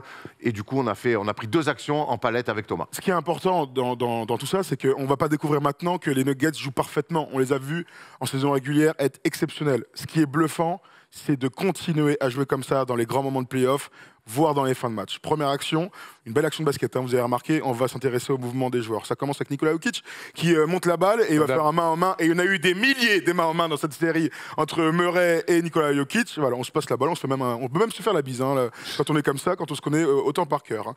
Le placement, ils sont tous ligne de fond, Michael Porter Jr., KCP et donc Aaron Gordon qui est un faux poste 4. Hein. La coupe, donc celle de Nikola Jokic et vous allez voir le déplacement, le V-cut. Le petit démarquage d'Aaron Gordon, c'est ce qu'on apprend quand on est très jeune basketteur. Il va remonter, et là, on va voir l'enchaînement d'actions. Nikola Jokic. Une belle erreur défensive de LeBron. Nicolas Jokic qui fait un écran pour Michael Porter Jr., pas pour remonter, mais pour aller chercher dans le cœur de la raquette, dans le cœur du jeu, une bonne passe pour Michael Porter Jr., qui aurait pu tirer. Mais on continue l'action. Ça va croiser entre Jamal Murray et Nikola Jokic. La défense des Lakers est normalement attirée dans la raquette pour défendre. Hein. Surnom, il n'y a rien à dire. Mais malheureusement, ça donne des grands tirs ouverts. D'abord pour Aaron Gordon, vous allez voir. Mais surtout, Aaron Gordon est un joueur devenu intelligent. L'extra passe évident d'Aaron Gordon pour Nikola Jokic. Ça se passe aussi à l'opposé puisqu'on voit qu'il y a un surnombre total de la défense et des joueurs, un trio sur le weak side et la relation Jamal Murray possible avec Nikola Jokic. Et la défense est battue, il est très très très très loin, Rui Hachimura sur cette action, ça va donner une grande filoche, une action parfaitement millimétrée de la part de Mike Malone et des joueurs. Ça finit bien sûr avec un petit KCP là-bas qui n'a pas bougé de l'action. C'est le seul de tous des 5 joueurs des Nuggets. Et c'est bien joué. Moi, c'est ça que je kiffe dans ce Parce que ça monopolise un défenseur en permanence. Exactement. Il a rester tué avec ce qu'on appelle, quand on dit tuer des aides, pour ceux qui sont un peu novices, qui nous écoutent, c'est ça, tuer une aide. C'est être capable. Il n'est pas venu casser les couilles à couper, je veux la balle. Il est resté là-bas, donc il monopolise Austin Reeves parce qu'il les a sanctionnés à 3 points. Donc Reeves, il a un œil sur lui. Il tue complètement l'aide. Et puis on voit sur une forme de jeu, j'aime bien, qu'on a tous connu jeune, la petite coupe de Michael Porter, la petite coupe flex, le mouvement. Et puis en fait, c'est un vrai casse-tête. Mais vous allez dire que je lui tombe encore dessus, mais LeBron, s'il passe pas en dessous sur le premier écran, s'il suit, le ballon n'arrive pas à l'intérieur, et après les gars sont pas obligés de venir fermer comme ça pour libérer le 3 points. Tu as raison. Et je sais que LeBron défensivement, je l'ai vu faire des trucs sur ses finales de conf, je l'ai pas vu faire depuis très longtemps. Jamais de la vie, il doit passer en dessous. Là, mais clairement, il s'est endormi. Hein, il s'est endormi, oui. Ça, il n'y a pas de doute. Après, je n'oublie pas aussi que c'est le match de basket est un enchaînement de possessions et que là, on prend une action. Oui. Si tu sais pas ce qui s'est passé avant ou l'action d'avant, parfois tu te fais battre. Voilà. Deuxième action, on y va parce qu'on se régale hein, de toute manière du bon basket des Nuggets. Deuxième action et encore un jeu de passe exceptionnel. On déroule. Encore une fois, Aaron Gordon, même position et c'est intéressant. La relation avec Jokic donc hein, qui est un joueur hors norme. Voilà pourquoi. On retourne au tout début et on se regarde ça. On est à Los Angeles pour ce match. Aaron Gordon à la balle, dribble. Vous voyez la défense aussi de Antoniovic qui est très très loin. Un triangle avec Jokic dans la raquette et avec KCP là-bas à gauche. Le weak side entre deux joueurs, toujours du mouvement. On ne reste pas statique, sauf lorsqu'on est quand on a vu Caldwell Pope. La coupe.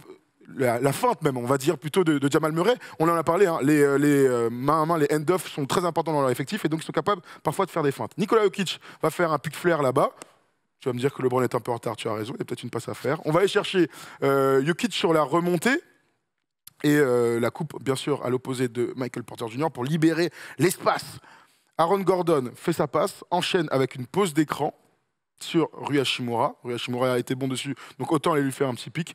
Nikola Jokic est un pivot, mais il prend des pick and roll. Franchement, on le voit de temps en temps. Normal. Ça n'a aucun sens dans le basket qu'on a appris, mais c'est ce qui se passe aujourd'hui. Et la coupe de Michael Porter Jr. qu'on a vu avant va permettre de libérer complètement l'espace pour Aaron Gordon, qui va avoir une grande passe ouverte. Là, pour le coup, LeBron a un choix à faire. La défense est plutôt intéressante. On va se la faire d'ailleurs, cette petite action, parce que LeBron James se dit soit je vais sur Aaron Gordon pour éviter un dunk, mais je suis obligé du coup de lâcher Michael Porter Jr. Et je dois le dire, celle-ci, elle est exceptionnelle. Je ne sais même pas pourquoi il la tente, elle est dure. Il y a plein de joueurs entre le réceptionneur de la balle et la passe, et pourtant c'est celle qui va réussir à trouver pour un grand tir ouvert de Michael Porter Jr. dans le 3 points. Moi, ce que je vois là-dedans, c'est le mouvement de tout le monde. Le mouvement de tout le monde, sauf celui de KCP, mais qu'encore une fois, on répète, qui est là pour tuer les aides. Et en fait, ils bougent tellement tous ensemble qu'au bout d'un moment, tu n'as plus que le choix. Quand tu arrives à jouer un pick and roll comme ça et que derrière, tu as ou un panier dans la raquette pour Aaron Gordon ou un tir à 3 points ouvert, c'est le mouvement tout le monde. La première coupe déjà de Jamal Murray, on en a parlé des stats, comme il aura fait mal. Donc déjà, la première coupe, la fin de main de Jamal Murray, déjà, tu as 3 mecs qui te regardent. Et derrière, tout s'imbrique. Enfin, c'est parfait, quoi. Et pour faire le rapprochement, c'est un peu ce que propose Olympiakos en Euroleague. C'est-à-dire que c'est une machine à laver. Tous ces jeux sans ballon, dans le dos de la défense, les feintes de main à main, il faut être mentalement connecté en permanence. Il y a une demi-seconde d'inattention où tu suis un mec que tu ne devrais pas suivre, t'es puni. Et là, on voit la coupe de Jamal Murray. Elle monopolise Anthony Davis, qui est très bas parce qu'il veut contrôler la raquette. Et après, il faut qu'il revienne défendre sur le pick and roll.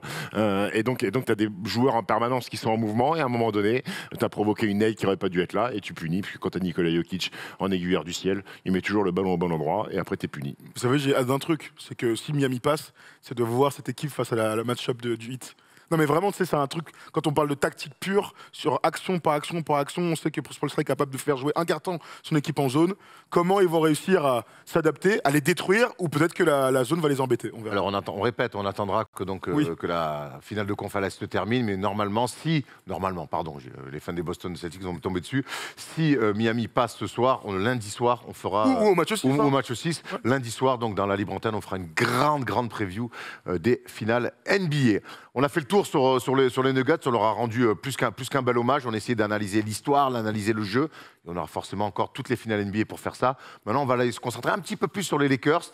Il y a eu une année où il s'est passé beaucoup de choses. Et maintenant, on va faire un vrai gros focus sur la suite des Lakers.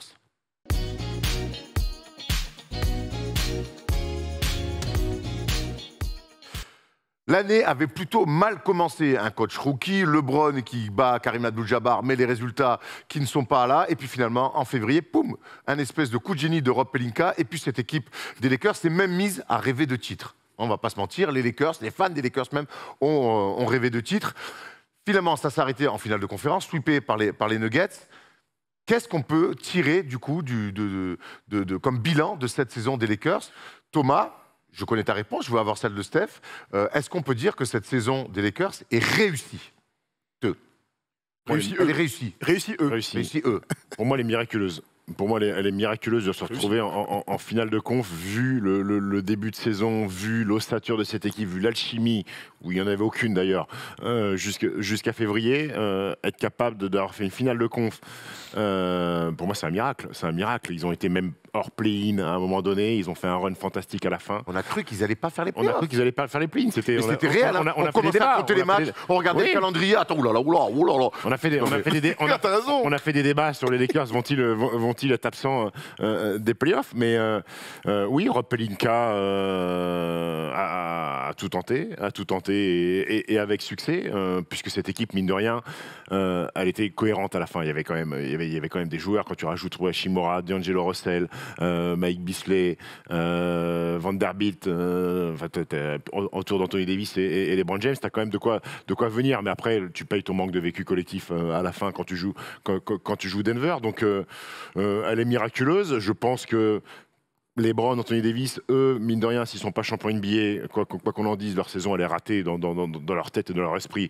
Et ça, c'est les grands champions, c'est normal. C'est normal de vivre avec ça. Ça marche pour la franchise des Lakers. Oui, et ça marche pour la franchise des Lakers, quoi qu'il arrive. Mais quand tu prends un peu de recul, je dis, mec, vous avez fait finale de conf, regardez un petit peu dans le rétro où on était. Ok, maintenant, on a compris, on sait ce qu'on doit faire pour aller plus haut. Mais il faut déjà, je pense, apprécier, même si tu te fais sweeper, ça se termine mal, il faut quand même apprécier cette saison, je pense. Ron, vas-y, réponds à cette question. On en a un peu discuté, nous, ensemble, mais on n'a pas eu l'occasion d'en parler sur... Tu penses que c'est un échec, ça? Non, pas du tout. Non, parce que Ron n'est pas forcément d'accord avec nous. Pour moi, réussi, non. Pour moi, tu es les Lakers, tu as LeBron James. Et même s'il a 38 ans aujourd'hui, LeBron James, quand il joue avec Anthony Davis dans cette forme-là, c'est pour gagner le titre. Donc réussi, non. Encourageante, énormément. Voilà, pour moi, je ne peux pas dire réussi. Après, aujourd'hui, les définitions d'échec et de réussite, elles sont tellement... chacun donne sa définition. Non, mais c'est pas un échec, ça. Enfin, si tu dis que c'est un échec, je tombe dans les pommes. Non, je parlais d'échec par rapport à ce qu'avait dit Yanis. Yanis, oui. Oui, la définition d'échec. Non, pour moi, on ne peut pas dire qu'elle est réussie.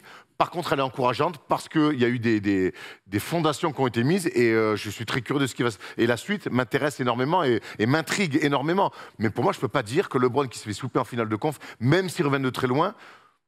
Donc aujourd'hui, on en est là à se contenter que les Lakers et LeBron, ensemble, ça, pour dire que c'est réussi, pour moi, non, c'est pas assez. Moi, j'ai du mal à dire contenté, en fait, parce que c'est oublier ce qui s'est passé ces derniers temps. Tu as fait un état des lieux de cette saison. Déjà, tu as raison de dire que c'est miraculeux. disons-le, c'est miraculeux. Une équipe qui va en finale de conf, alors que l'année d'avant, elle n'est pas en play-off, c'est miraculeux.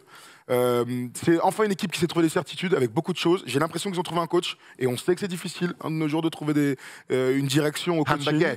Baguette, clairement. David Ham a fait des choses très intéressantes et il va continuer à progresser. Sandwich jambon. Ouais, mais je t'expliquerai. C'est pas le lieu de l'y être maintenant, par contre. C'est un truc de sexe. Allez, donc les Lakers. Ham baguette. Moi, je trouve qu'elle est satisfaisante. Ça va te plaire. Après. Elle est très satisfaisante parce que c'est oublié le run de playoff, les gars. Hein. On dit ça, on dit ils ont perdu 4-0 en finale de conf contre les Nuggets. Je le dis dans l'édito, ils sortent les champions. Ils sortent pas les champions, ils sont à 5 minutes de se faire sortir du play-in, ils gagnent le match à domicile. Il se passe un truc. Ils sortent les Memphis Grizzlies, ils ont leurs problèmes. Mais ils sont deuxième de la conférence, ils n'ont peur de personne, on rappelle, hein, les Grizzlies dans la conférence Ouest. Ils passent déjà, tu te dis putain, ok, c'est une bonne équipe, ils ont les certitudes, ils défendent et tout. Hein. Tu joues contre les Warriors qui n'ont jamais perdu sous Steve Kerr et une série de la conférence Ouest. On a dit, mais tant qu'ils n'ont pas perdu, on n'y croit pas. Ils ont gagné 4-2, il y a eu 3-1, ils les ont dominés. Gros, je me suis régalé. Je me suis même, à un moment donné, vu me dire, putain, ils vont peut-être vraiment le faire et tout. Je reprends un peu de sens. Alors, bien sûr, quand tu fais état des lieux, c'est les Lakers qui doivent être champions chaque année, c'est ce qu'on dit et tout. Bon, une fois comme on n'a pas 13 ans, on se dit aussi, ils reviennent de nulle part, ils ont mis des choses en place et c'est très encourageant pour la suite. C'est même, je rajoute, c'est satisfaisant, j'ai pris du plaisir, ça ne m'était pas arrivé depuis très longtemps. Et en plus, c'est encourageant pour la suite. Donc, c'est archi réussi, quoi. Alors, j'ai pas 13 ans, mais j'en ai 40. Mais moi, ta théorie, elle tient si LeBron et Anthony Davis, ils ont 25 ans et que tu es en train de construire quelque chose. Au bout d'un moment, ces mecs-là sont dans leur prime. Pour moi, on peut me dire ce que vous voulez. Tu peux me chanter la flûte, prendre le plaisir que tu as pris si tu veux et tout. Quand tu as Anthony Davis qui est dans l'âge de son prime et qui fait une super saison comme ça et est redevenu l'Anthony Davis qu'on attendait depuis la bulle, que LeBron James, 38 ans certes, mais des stats monstrueuses, et on voit que sur les fins de match, ça commence à tirer, que peut-être va falloir penser différemment. Moi, ta théorie, je la suis et je m'arrête un petit peu avant toi. Mais c'est quoi Parce qu'aujourd'hui, LeBron James, il n'a pas 26 ans à la recherche de son premier titre. Aujourd'hui, LeBron James, il doit avoir une équipe pour pouvoir gagner. C'est pour ça qu'il continue de jouer. Je vois pas l'inverse maintenant qu'il a. Donc, moi, encourageante, très bien. Mais là, tu parles comme s'il avait 26 ans. En fait, non, mais il a 38 ans. Il veut dire qu'il y a une situation d'urgence si jamais tu veux être champion avec les Browns. Alors que c'est encourageant parce que tu as construit quelque chose. Et on n'a pas parlé, mais il faut dire qu'Austin Reeves a été fantastique aussi. On va en parler, t'inquiète. Mais est-ce que tu as vraiment le temps de te dire c'est encourageant, on a construit quelque chose quand tu as un mec qui a... Je sais pas, attends. Moi, je vois une équipe qui va en finale de conférence et qui a beaucoup d'atouts pour l'année prochaine. Mais gros, oui. Donc, alors, mais l'un n'empêche pas l'autre, Thomas. Ce que je veux dire, c'est que les Lakers sont tellement galérés depuis le titre dans la bulle, qui vaut ce qu'il vaut. Ils ont réussi à faire ça. T'as raison de dire l'âge et machin, mais c'est l'état des lieux de cette saison. J'y peux rien, moi, s'il a 38 ans. Moi, ce que je peux te dire aussi, c'est que de tous les top 10 des meilleurs joueurs de l'histoire, d'avoir 38 ans et d'être en finale de conférence comme ça n'arrive pas. Donc, je sais. Encore une fois, on leur jette pas la pierre, on les prend pas au chalut, on salue même le travail qui est fait. Mais aujourd'hui, j'ai du mal à me dire que le potentiel meilleur joueur de tous les temps, pour certains, on va évidemment pas lancer le débat maintenant, mais en tout cas, voilà, on est d'accord, hein, LeBron James, Michael Jordan, voilà, on la cape. Et aujourd'hui, de se dire que LeBron, c'est une saison réussie parce qu'il fait une finale de conf, mais pas du tout. Moi, je n'y arrive pas. T'aimes pas être manichéen, c'est très manichéen. Pour toi, c'est trop rien. Pourtant, t'aimes pas être manichéen.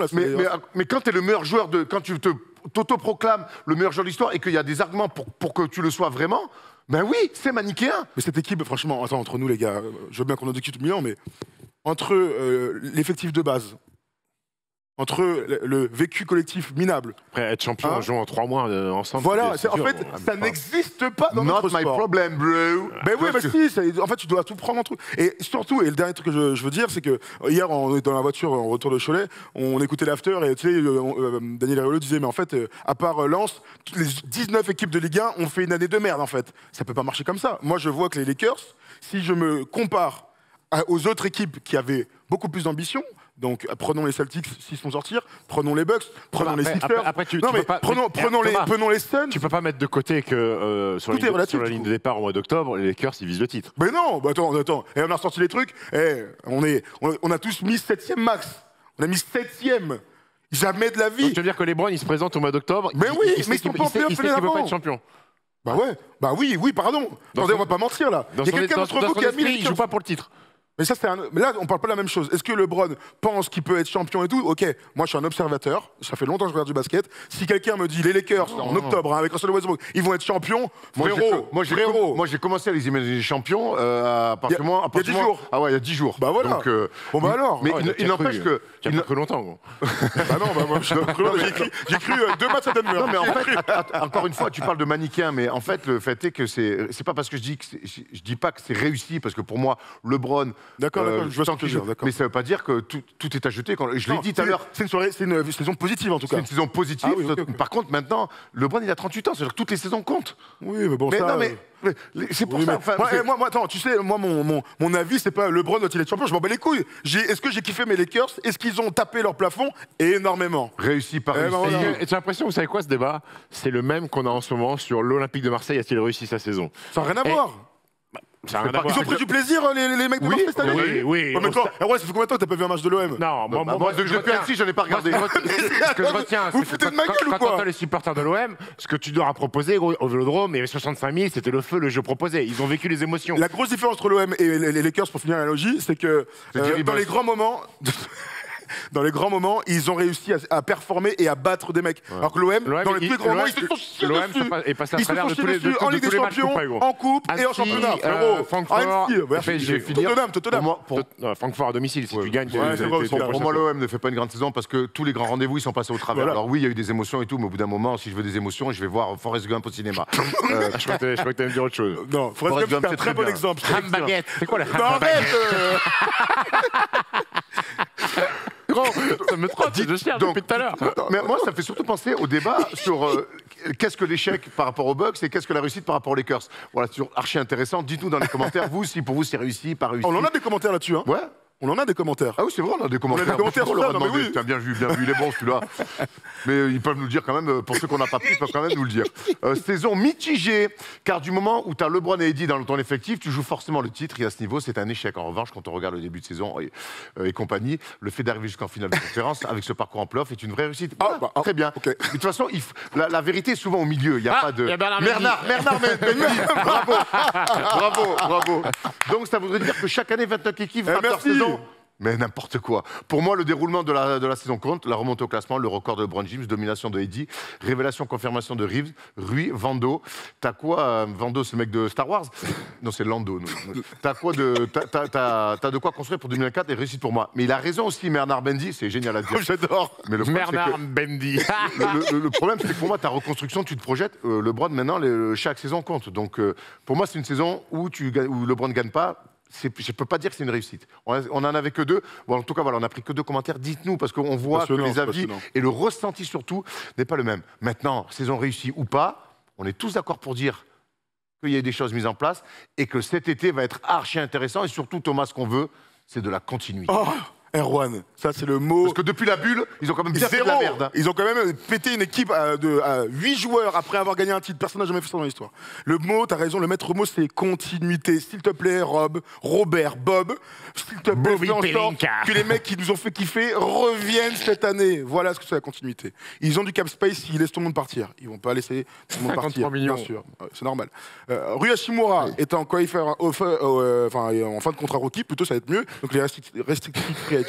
Donc Rui Hachimura devrait rester aux Lakers puisqu'il devrait, pendant que vous discutez, vous avez des micros, bande de nazes. Rui Hachimura, les Lakers pourront matcher tous les contrats offerts à Rui Hachimura par les autres équipes. Austin Reeves, c'est pareil, ça pose des questions. D'Angelo Russell, 31 millions est en fin de contrat. Vous savez, Dennis Schroeder, qui est parti avec la rumeur des 70 millions, est revenu et a été très bon. Malik Beasley a une team option de 16 millions l'année prochaine, des trucs intéressants. Ce sont des mecs qui ont été bons dans ce run. On rappelle un meilleur défense de NBA depuis février. Donc encore une fois, une certitude. Il va falloir payer des mecs. Hein, Il va falloir- et on va y arriver. C'est le cœur, Il va évidemment sortir le chéquier. Avant de commencer de construire une équipe pour le titre, il faut toujours un coach. Et ça, c'est la grande, quand même, le grand point positif de cette saison. Tu l'as dit, Thomas, Darvin Ham Baguette, qui donc coach rookie, mais qui a quand même mis des choses en place. Ça a été compliqué au début, on ne savait pas trop où il allait. Et puis finalement, même une fois qu'il a eu l'équipe de février, on l'a vu faire des choix, on l'a vu tenter des choses. Et c'est intéressant pour la suite aussi. On voit un coach qui, avec LeBron, peut peut-être emmener cette équipe à un titre. C'est une première saison très réussie pour David Ham, très satisfaisante, parce que sa relation avec les joueurs, le 0,3% de début de saison, le 2-10 et tout. Clairement, le discours passe. Hein, et aujourd'hui, c'est important. Quand on voit ce qui se passe avec l'équipe de France féminine, c'est bien d'avoir une relation coach, front office, et une relation forte avec les joueurs, surtout quand il y a LeBron. Parce que si LeBron doit signer à Boulazac, ils vont le laisser venir. Est-ce que tu penses que LeBron sera plus grand que le club s'il va à Boulazac?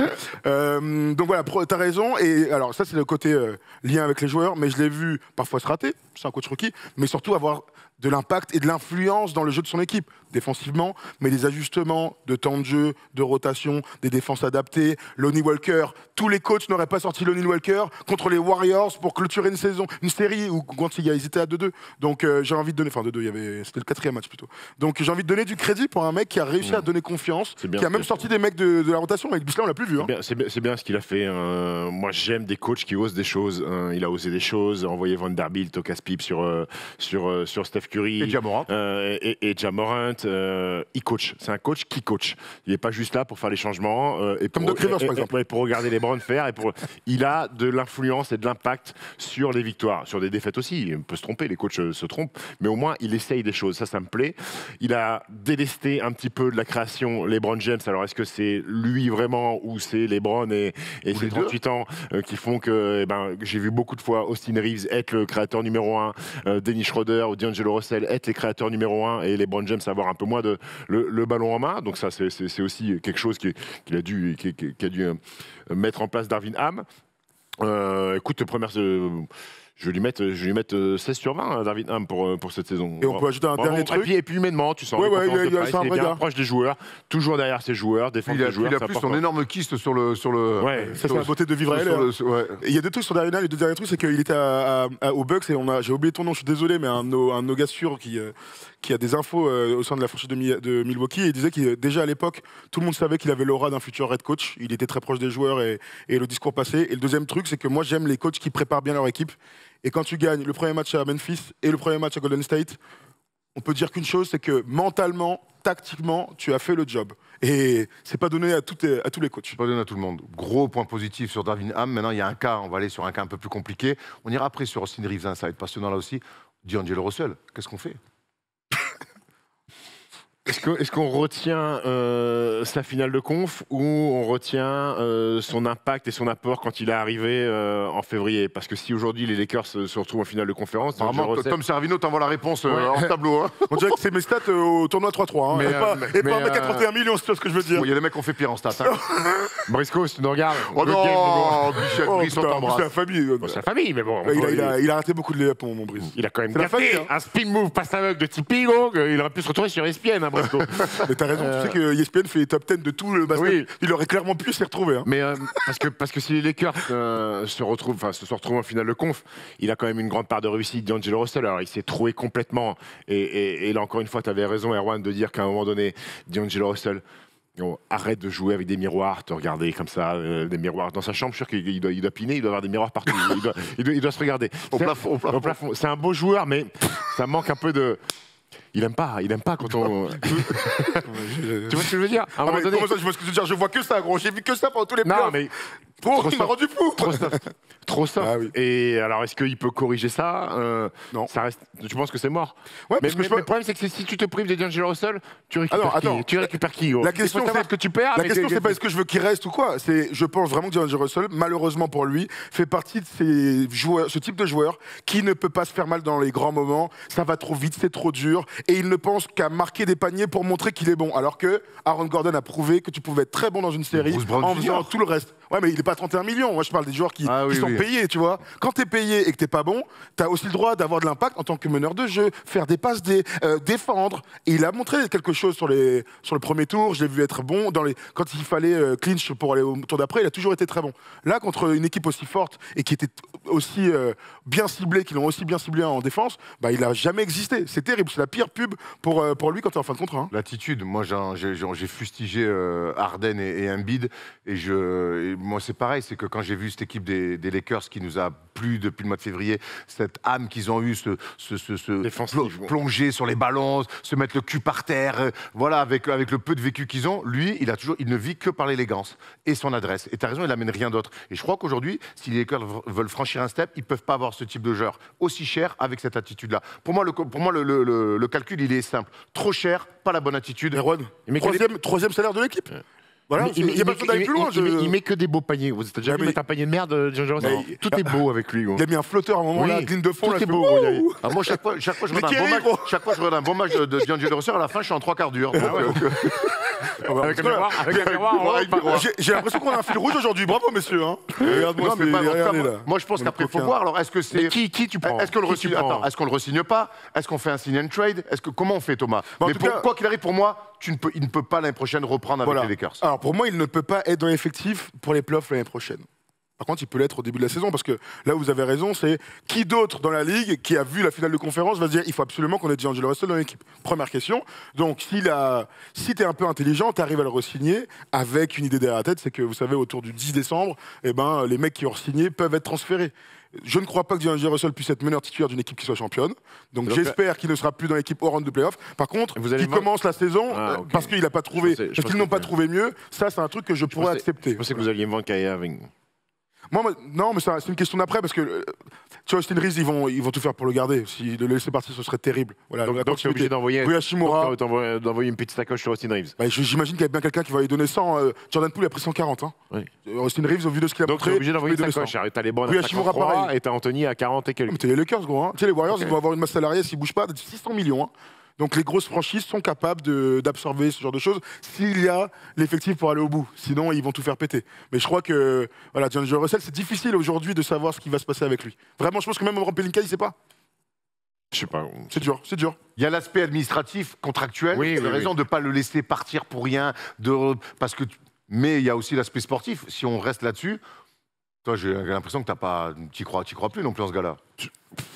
C'est dur à dire parce que moi j'ai des flashs de lui à Brooklyn où les leaders d'équipe, il est All-Star. Ça commence à faire. Oui, ça commence à faire. J'ai des flashs de son début aux Lakers où il est très bon. Maintenant, est-ce que ce mec-là peut t'emmener dans les moments compliqués à te faire gagner un match? J'ai du mal à y croire. On n'a pas la réponse. Toute sa carrière, il a fait un seul match à plus de 50% de réussite en playoff. Ouais, c'est un mec à 30 millions, donc il faut voir. Il n'a pas 22 ans. Hein. Il faut voir aussi l'alchimie d'équipe. Il faut voir le groupe collectif. Si tu ramènes tu me parles de Kyrie, tu ramènes Kyrie. Ça veut dire que Austin Reeves, que tu vas payer cher, va forcément redescendre dans la hiérarchie parce que en termes de ball handling, Kyrie, il a beaucoup le ballon dans les mains et Austin Reeves, peut-être son rôle va changer. Il faut voir aussi comment les pièces du puzzle, parce que prendre un meneur très fort, supérieur à D'Angelo Russell, ça veut dire enlever aussi à d'autres garçons qui sont là dans l'équipe. Donc c'est un bon calcul. Je pense que allons sur Austin Reeves. Allez, vas-y. Allons sur Austin Reeves. On lui file l'oseille. Moi, je pense qu'il faut lui filer l'oseille. Il a montré qu'il pouvait être le troisième larron autour de LeBron et d'Anthony Davis. Donc finalement, et si lui, tu lui files l'oseille, ton calcul derrière pour remplacer numériquement D'Angelo Russell, peut-être que le spectre, il est un peu plus large et que tu prends un mec un petit peu plus touche à tout. Ouais, moi, je suis d'accord avec toi. Franchement, Austin Reeves a montré une confiance en lui, gros. Franchement, j'y croyais pas, gros. Moi, je savais que c'était un bon joueur. Mais là, on parle d'un go-to guy. Il a fait un run de playoff de All-Star. En finale de conf, il loupe il passe pas à travers d'un match. Mais tu sais ce qui me bluffe, moi, avec lui, c'est que c'est un physique limité. Mec, la confiance et les responsabilités que le coach et que l'effectif lui ont donné, et il a réussi. Ça, il l'a gagné. Il a gagné, mais surtout, il a gardé. Oui. Tu vois, parce qu'il aurait pu passer complètement à côté dans les moments durs. 3 semaines de run incroyable, puis après, bon. On connaît TJ Warren dans la bulle. On a vu des mecs comme ça. Mais en fait, il a des go-to-move déjà. Ça, c'est quand même, pour un mec aussi jeune, il a des go-to-move. Donc, pick and roll, mec dans le dos, fin, tac, bon, on a compris que c'était un de ses moves. Mettre des grands tirs ouverts. Ils lui ont fait confiance toute la saison. Se battre en défense, être un chien, mettre des tirs, avoir des momentum. Pas avoir de muscles, c'est magnifique, go. Pas avoir de muscles. Ça parle, ça. Ouais, grave. En tout cas, moi, j'espère qu'il va garder parce que le public aussi s'attache à des mecs. Tu vois, Tyrese Haliburton, quand il est parti des Kings, c'était un crève-cœur pour toute la fanbase. C'est devenu un peu chouchou. Mais c'est clairement chouchou. Pas une mascotte, parce que mascotte, ça veut dire c'est le mec qui est gentil, mais qui sert à rien sur le terrain. Là, c'est pas une mascotte. Non, ça, c'est le chouchou du public, il est bon, ça mérite un bon gamin, la bonne mentalité. Pour moi, je le répète, autour d'Anthony Davis et de LeBron James, il a créé, depuis février, il fait partie de la nouvelle identité des Lakers. Tout à fait, Erwan. Ce côté j'ai peur de rien, ce côté je suis prêt, ce côté je joue pour gagner, je lâche pas, je plonge. Il a été blessé cette année, il est revenu, et tout de suite, il a encore été très bon. Et puis dans ce run de playoff, pour moi, il fait partie clairement de l'identité des Lakers. On parle d'un nouveau coach qui a mis une identité. Pour moi, les Lakers doivent tout faire pour garder Austin Reeves, qui doit être quasiment la troisième option. Est-ce que c'est trop pour lui d'être une troisième option? 100 millions sur 4 ans. En tout cas, ce qui est sûr, c'est Est-ce que ça serait trop pour donner la troisième option à Austin Reeves? Oui, moi je pense que C'est beaucoup de responsabilité. Ouais. Hein. En fait, C'est beaucoup de responsabilité pour un mec qui, là, n'était pas attendu cette année à ce niveau-là et qu'on peut parler de surprise. Voilà, il a fait une saison magnifique. Attention à la saison d'après, ou d'une, peut-être un peu plus scouté, où on va te maillotcher, ou peut-être un nouveau contrat où... Les deux. C'est pas pareil de jouer avec un statut à 25 millions par an. Et à 1 million, il a mis exactement, dans le dos, c'est pas pareil. Donc à voir s'il est capable aussi d'assumer tout ça. Troisième option, ça lui mettrait une énorme pression. C'est pour ça que je pose la question. Non, mais c'est pas comme ça. En fait, j'espère qu'ils vont pas voir les choses comme ça, tu vois. D'Angelo Russell, mine de rien, est le troisième salaire. Et dans l'effectif, ils lui ont fait beaucoup confiance. Ils l'ont remis Darvin Ham. Il y a eu des moments, il l'a remis sur le terrain parce qu'il disait, mais gros, tu vas nous faire quelque chose. Donc je crois que Austin Reeves ne peut pas être le meneur titulaire de cette équipe. Non. Ah, mais pour moi, tu sais que les gens peuvent se poser la question. Non, mais il jouait meneur à la fac. Moi, je veux pas qu'il joue meneur. On est Je veux d'accord. pas qu'il joue meneur. On est d'accord. Il peut le faire, il peut dépanner, mais je veux pas qu'il joue meneur. On rappelle que Malik Beasley était titulaire depuis qu'il est arrivé et que Austin Reeves lui a piqué sa place dans le 5 majeur. Ça dépendra de qui tu mettras à côté. T'as raison, Kyrie, c'est pas pareil que D'Angelo Russell, c'est pas pareil que Dennis Schroeder, c'est pas pareil que d'autres mecs. Voilà, donc j'ai envie de te dire, il faut le laisser encore progresser. Belle famille, les Reeves. Hein. Voilà. Kenny, Austin. Belle famille. Très bien. Ça fait. Tu connais Kenny Reeves? Non, c'est qui? Kenny Reeves. Tu connais pas? C'est le conducteur du bus là, non? Oui. Speed.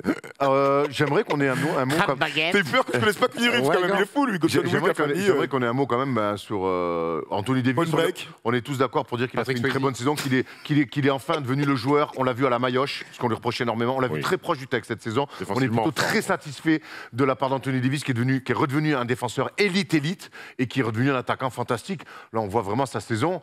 Elle est plutôt une saison en demi-teinte si vous voulez, mais je trouve qu'en tout cas, moi, il fait plutôt... Il a beaucoup de matchs remarqués. Il est très rassurant, Anthony Davis. Mais de temps en temps, des irrégularités, passer à côté des matchs, et je trouve qu'au niveau des puntos, il peut être plus haut. Il a pas beaucoup de ballons, tu sais, vraiment, je vous le dis très honnêtement. Gars, vous êtes gentil, Anthony, on est là en train de dire Austin Reeves, il a 21 points par match, l'autre, il a 22-6, LeBron, il a 25, au bout d'un moment. D'Angelo Russell, il a 17.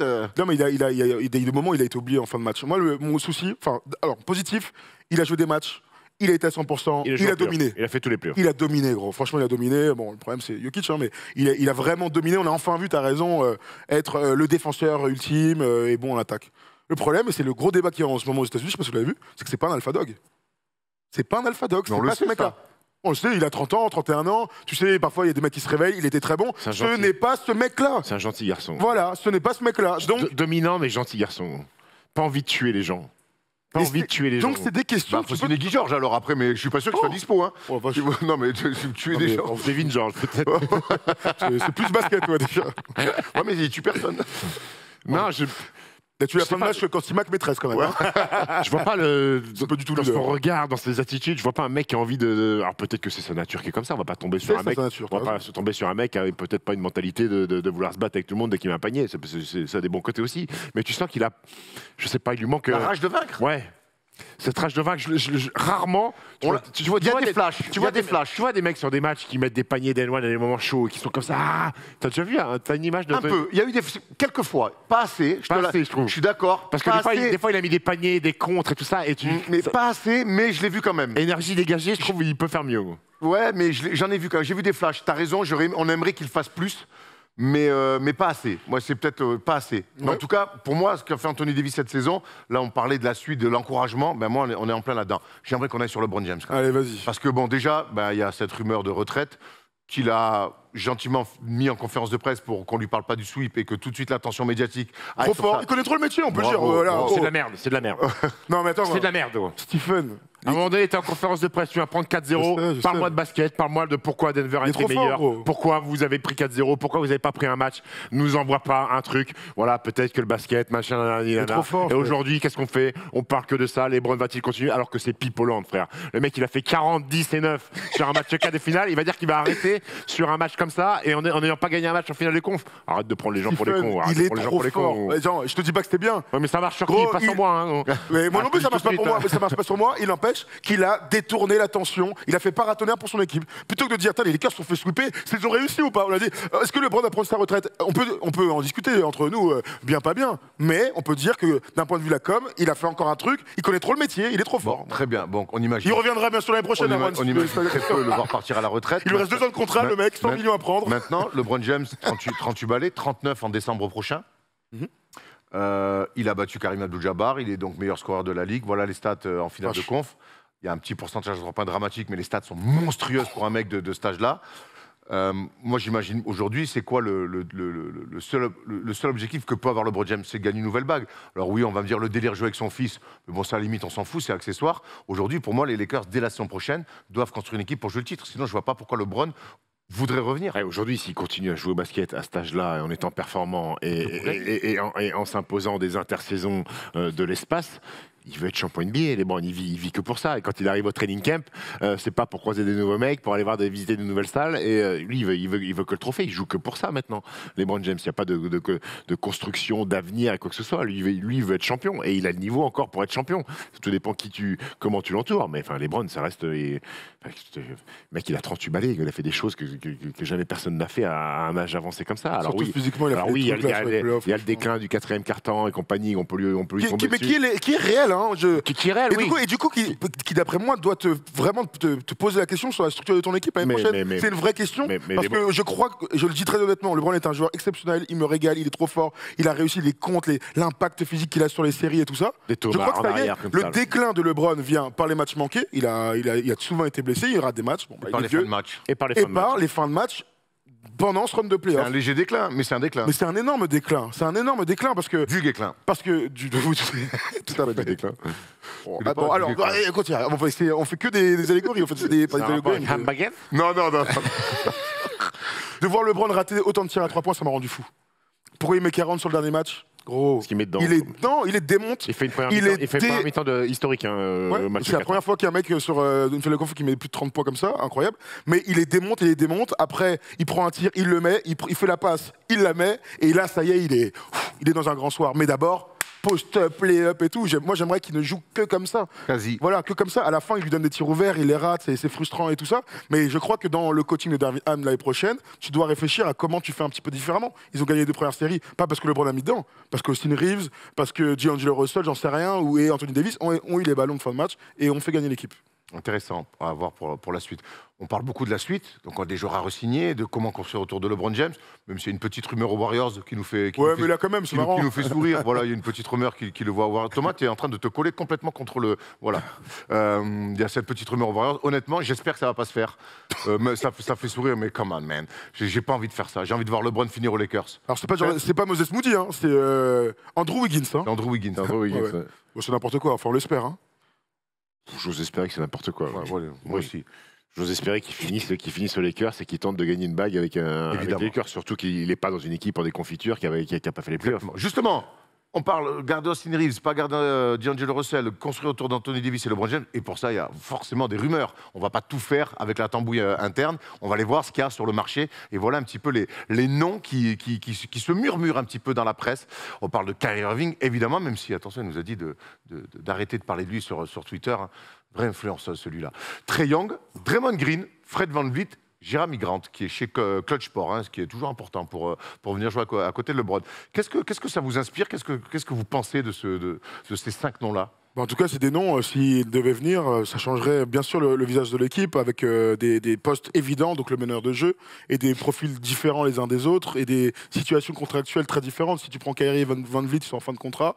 Et donc pour monter ça, tu n'auras pas d'îlot, il faudra monter un trade, ou en tout cas faire libérer du cap space, voire libérer certains mecs. Hein. Je pense à Mike Bisley, on peut penser à Shimura ou Austin Reeves en fonction. Trae Young, la rumeur fait que ils en veulent plus. Atlanta, ça se passe visiblement très mal. Voilà. Je ne sais pas s'il partira, j'arrive pas à me dire qu'il partira, mais il y a énormément de rumeurs qu'il enverrait ailleurs et les Lakers ont toujours eu ça en eux dans l'histoire de la franchise, de faire des coups avec des restas. Et là, il y a beaucoup de restas sur le marché. Alors, je suis d'accord que Los Angeles, il faut des restas, il faut un peu de bling-bling. Mais là, tu me demandes de choisir, je pense que je prends Fred VanVleet à la main pour les Lakers. Hein. Ah, moi aussi. No shit. Bah, déjà, il a l'expérience de champion NBA. Champion NBA, défend, met des bombinettes à 3 points. Fait jouer l'équipe. Fait jouer l'équipe très stable humainement, apporte de la sérénité sur le terrain. Voilà, moi c'est le. Après, je trouve qu'après, bon, Kyrie, oui, Trae Young, j'aime pas le joueur. Draymond Green. Quel est l'intérêt pour les Lakers d'avoir. Il rêve d'aller là-bas, lui. En fait, vous savez qu'il rêve de jouer avec LeBron. C'est pour ça que la rumeur aussi, on l'a pas dit tout à l'heure pour les Warriors, mais ils ont un rêve, c'est de jouer ensemble les deux là. T'as vu la déclate Fiscar en disant qu'il y a hors de question pour nous, si Draymond Green y part, on n'est plus du tout un contender pour être champion. C'est un débat qu'on a vu, moi je suis assez d'accord avec ça en tout cas. Mais après, ça dépend qui tu récupères. Bah, si, quand même. Il y a Giannis qui déboule. C'est vrai qu'on n'est pas du tout. Ah, ouais, d'accord, ok. Il y a mais- Jordan qui sort de sa retraite. On l'a fait, il a fait avec les Wizards et il a pas fait les playoffs 2 fois. Et Jeremy Grant, non, moi Fred VanVleet, ça me plaît bien. Ouais, Moi, moi c'est moins bling-bling, c'est plus Ça va être basket. intéressant. Ça va être intéressant de voir ça. Moi, après tous les postes 4, c'est un asset en plus, mais pour moi, LeBron doit jouer plus que jamais poste 4. Oui. Donc finalement, le Hachimura, Erwan, surtout, il a déjà son backup. Ouais, voilà, en plus, il y a qui a été Hachimura en très bon. backup et Bah tout. oui. Donc pour moi, tous ces postes-là, c'est pas sur ces profils-là sur lesquels il faut aller. Dites-nous, vous, qui vous imaginez, qui vous voyez cet été arriver donc, aux Lakers pour offrir à LeBron une chance d'un dernier titre. Parce que finalement, aujourd'hui, maintenant qu'il est meilleur scoreur de la Ligue, qu'il a fait tout ce qu'il a réalisé, le seul truc qui peut lui faire un peu revenir, c'est de jouer le titre. Moi, je vois pas comment, autrement, on peut motiver LeBron. Oui, absolument. Il a plus rien à prouver, quoi. Oui, mais Gagner un je- titre, d'accord. voilà, une cinquième bague. Oui, c'est clair. On a fait le tour. C'était complet. Et il vient me montrer. Ah, c'est quoi ça fait voir? Ah, une rumeur avec Kyle Kuzma, bien sûr. Il y avait. Oui, La pourquoi rumeur pas. Kuzma à Cholet aussi. Ouais, il y avait quelques matchs. Alors, pour le coup, ça c'est pas une rumeur, il y était vraiment. Il à était Cholet, La hein. rumeur pour signer. Quoi. Ah, bon, alors ça t'appartient. Ça. Bref, non, mais quelques pareil. Pour moi, c'est un poste 4, on l'a dit. LeBron et rien chez Et moi. Vanderbilt. Hein. Et Vanderbilt, t'as tout ce qu'il faut. On a fait le tour. On va passer au quiz. Et ce quiz sponsorisé exceptionnellement par notre nouveau partenaire, Ham the Gat.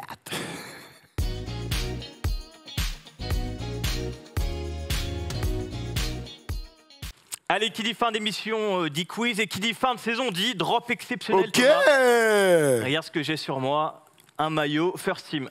Absolument, on a décidé de marquer le coup de l'été et de cette magnifique saison qui débute avec eh bien, notre premier maillot, Erwan, bien sûr en collaboration avec Dahomey, disponible seulement à 100 exemplaires. Je vous le dis, au début des finales NBA, on a eu des super retours. Viens au milieu là, Macan la redoute, là, tu me régales. Regarde comme il est beau. Oh, il y a quoi derrière, fais Qu'est-ce que voir. c'est que ce geste? Je sais pas gros, ouais, J'ai magnifique. fait un peu du break. Numéro uno. Je peux envoyer une petite coupole si vous voulez. Allez, mais, vas-y. Donc voilà, à retrouver, on vous met ça sur les réseaux, bien sûr. On est très fiers avec Il est notre magnifique, MLDA. brodé de ça et tout. il est beau, Bravo. des belles couleurs. Bravo Sergio, bravo à Julien Julien. Korochkin, bravo à Sergio. Voilà, il y en aura que 100 numérotés, donc jetez-vous dessus, les En amis. vente à 695 € sur le site. Ah, Non, écoute, arrête, il faut ce qu'il faut. hein. C'est pas vrai, c'est pas vrai. Moins de 100 Ça, balles. c'est brodé main. Hein. Ouais, brodé main, mais moins de 100 balles hein, de Là, mémoire. franchement, c'est Ariane super. Brodé. Oh la vache. Adrien. Allez. Très longue émission. Adrien, il y avait un mix de Sylvester Stallone et de Oula. Oula, Gaspard. Allez. de Jean-Marie.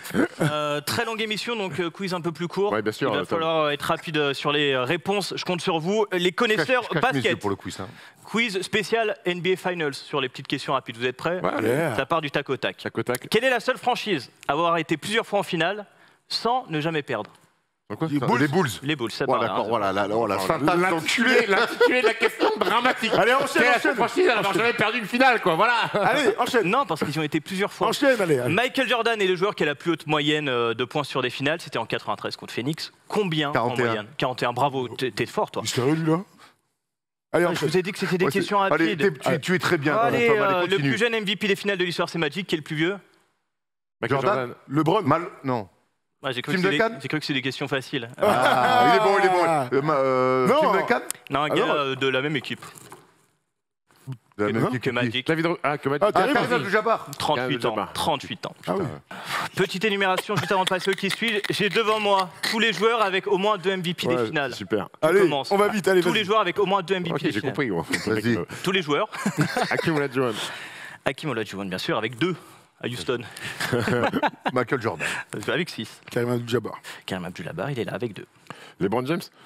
LeBron James, il est là avec 4. Larry Bird. Larry Bird, il est là avec 2. Tim Duncan. Tim Duncan est là. Kawhi Leonard. Kawhi Leonard est là. Comment ça se. Tim Duncan Allez, et- Ah, attends, ça va. Allez, vas-y, enchaîne, enchaîne. Alors, vas-y, Allez, vas-y. allez, allez. Pas le fou. On oublie des légendes. Bah oui, allez, Juan. Attends. Will Chamberlain.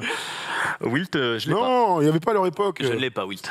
Il n'y avait pas à leur époque. Deux fois, il est pas Il n'y avait pas à leur époque. Allez, façon, Shaquille O'Neal. Shaquille O'Neal, évidemment, 3 fois de suite. Bah, non, sans blague. Isaiah Thomas. Non, éliminé. C'est Joe Oh, Dumas, Kobe, Magic et tout Kobe, là. super, Ouais, Kobe, ouais. Magic, Magic, on l'a pas dit. Ouais. Willis Reed Willis et, Reed. Ah ouais, Willis et Reed, oh, la KD, honte, Willis Reed. Kevin Durant. Et KD aussi. Bah, oui. Oh, Bon, c'est le texte. En plus, c'est un moment sérieux, c'est l'heure du qui suis-je. Allez, Thomas est toute l'année imprenable en d'année. ce moment, c'est vraiment le dernier. Donc on peut tout oublier. Erwan, si tu le prends, on oubliera tout. Hein. Tout oublié. L'important, ce ne sont pas les cartes, c'est ce que vous en faites.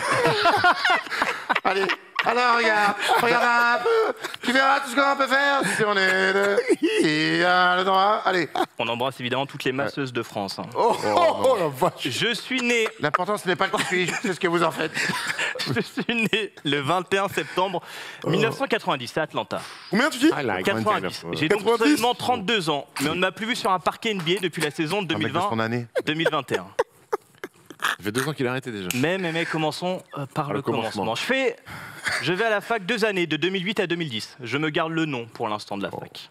Lors de ma 2e année, je tourne à 15,8 points, 10,7 rebonds et 1,4 contre. Avec ces bonnes stats, je me présente à la draft 2010. Où je suis drafté haut, top 10, par les Clippers.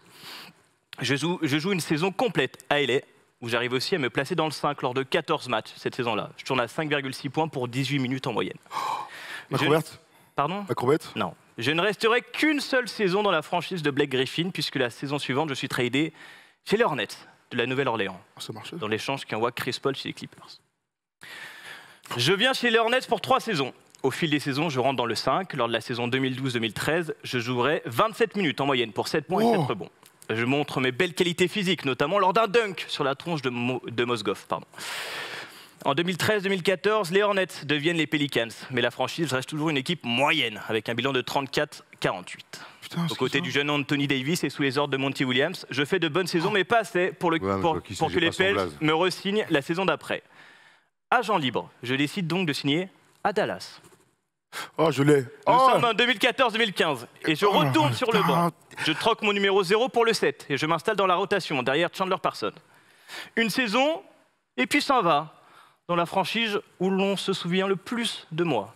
Lors de la saison 2015-2016, je signe à Portland pour 30 millions sur 4 ans.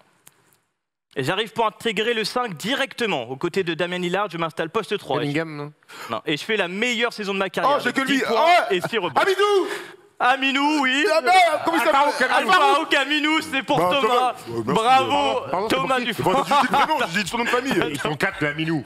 Il y a Alaté, il y a Al-Farouk. Non. Erwan, tu dis rien, Erwan, tu dis rien. Non. Moi, je dis rien. Gros. Dites les femmes, vous me cassez les couilles. C'est à Wake Forest, vous me Eh cassez ben, les le couilles. Forest, bah, mais Tu c'est prends un mec, peu le gars il facile. gagne 6 fois d'affilée, tu vas prendre un mec de son année. Et la prochaine fois, mauvais joueur, la prochaine fois, prends son frère, directement. Il n'a pas joué NBA, Erwan, un peu, non Alvaro Caminou. Il aurait pu. Alvaro Caminou, Bravo, Il a- Steph. Bravo, Steph. Bravo, Steph. Bravo. bravo, Steph. Putain, Alfaro Caminou. Écoute, tu vois, c'est une histoire de momentum, j'y suis plus. Oui, Alfaro Caminou, j'y suis plus. Est-ce que tu y as pensé à un moment où tu n'avais Non, pas du tout non, Au non. début, t'as parlé de contre. Moi, j'étais un pivot, donc Après, j'étais j'étais un sur un peu. pivot et tout. ouais. Et Amino au Clippers Après, tu me dis Derek par contre, Ouais. Aminou, je le vois pas du tout aux Rockets. Moi non plus. Je le revois évidemment à Dallas. Portland, après Dallas, où il ouais. s'installe. À Dallas, même à Dallas, je le vois Ouais, plus. Le nom du Père, du Fils, du Saint-Esprit, Aminou. Aminou. Aminou. Erwan, alors déjà merci à tous pour l'accueil à Cholet. On peut commencer par ça. On Exceptionnel. a vécu un moment extraordinaire. Bravo à Doumé. Il faut dire aux gens, donc quand on commente et tout, quand il y a des décisions arbitrales contre Cholet, c'est pas nous qui décidons. Il y a des gens qui sont venus nous voir en disant oh, faut pas siffler ça, faut l'accorder. Tonton, c'est pas moi qui décide. Faut aller voir Joseph Bissang tout de suite. Oui, voilà. Bon, merci en tout cas à tout le monde à MRS. C'était un moment incroyable. Le meilleur match qu'on ait fait. En plus, on a battu notre record Twitch, on peut le dire. On a fait plus de 12 000. Et ça, c'est. Surtout, vous êtes allé au Smash, là où j'ai passé mes repas midi et soir au centre de formation à Cholet. Tout Bravo, à le fait. Smash. On est allé au On Smash. embrasse JD, hein. JD, bien sûr. Bien sûr. Le barman. Tout à fait. On se retrouve sinon pour la fin des finales de conf et puis lundi pour la libre antenne, possiblement la dernière libre antenne de l'année. Et ensuite, vous le savez, hein, pendant les finales, le jour du match à 18h sur la Mouna TV et puis en direct, n'importe quelle heure de la nuit. Les matchs commenceront tous à 2h30, donc on sera, je sais pas, vers 5h du mat en direct sur Twitch et replay dans la foulée, sans spoil bien sûr dans le titre, sur YouTube. Voilà. Voilà. La pêche à 5h du matin. Amusez-vous bien. Je veux pas toujours pas en faire avec Ah, vous. Toi. merci pour l'invitation. À très vite. À très vite. Bravo pour Alfaro Camino. Il a dit Alfaro Il a Camino. gagné sur Alfaro. Alfaro, quoi. Faut connaître le prénom. Prénom et nom. Alfaro. Allez, merci à tous. On vous embrasse, merci à la régie, merci à tout First Team. Parce que vraiment, ça a été une année exceptionnelle, on peut le dire. Ah ouais, encore 6e année du First Day Show quand même. Hein. Ouais, tout à fait. On ne sait pas si ça sera le dernier, il y a de grandes chances, donc on reviendra l'année prochaine et c'est fantastique cette émission, voilà, bravo. Qui est née dans le sous-sol de chez Wax. Wax, c'est son anniversaire, on l'embrasse. Tu te souviens de cette soirée? Oui, non, moi j'ai du vieux pain de mie pourri. Merci Wax pour l'invite. Tu te rappelles quand ils avaient sorti du pain de mie à risque? Allez, merci à tous. Joyeux anniversaire. Merci Wax. Merde quoi.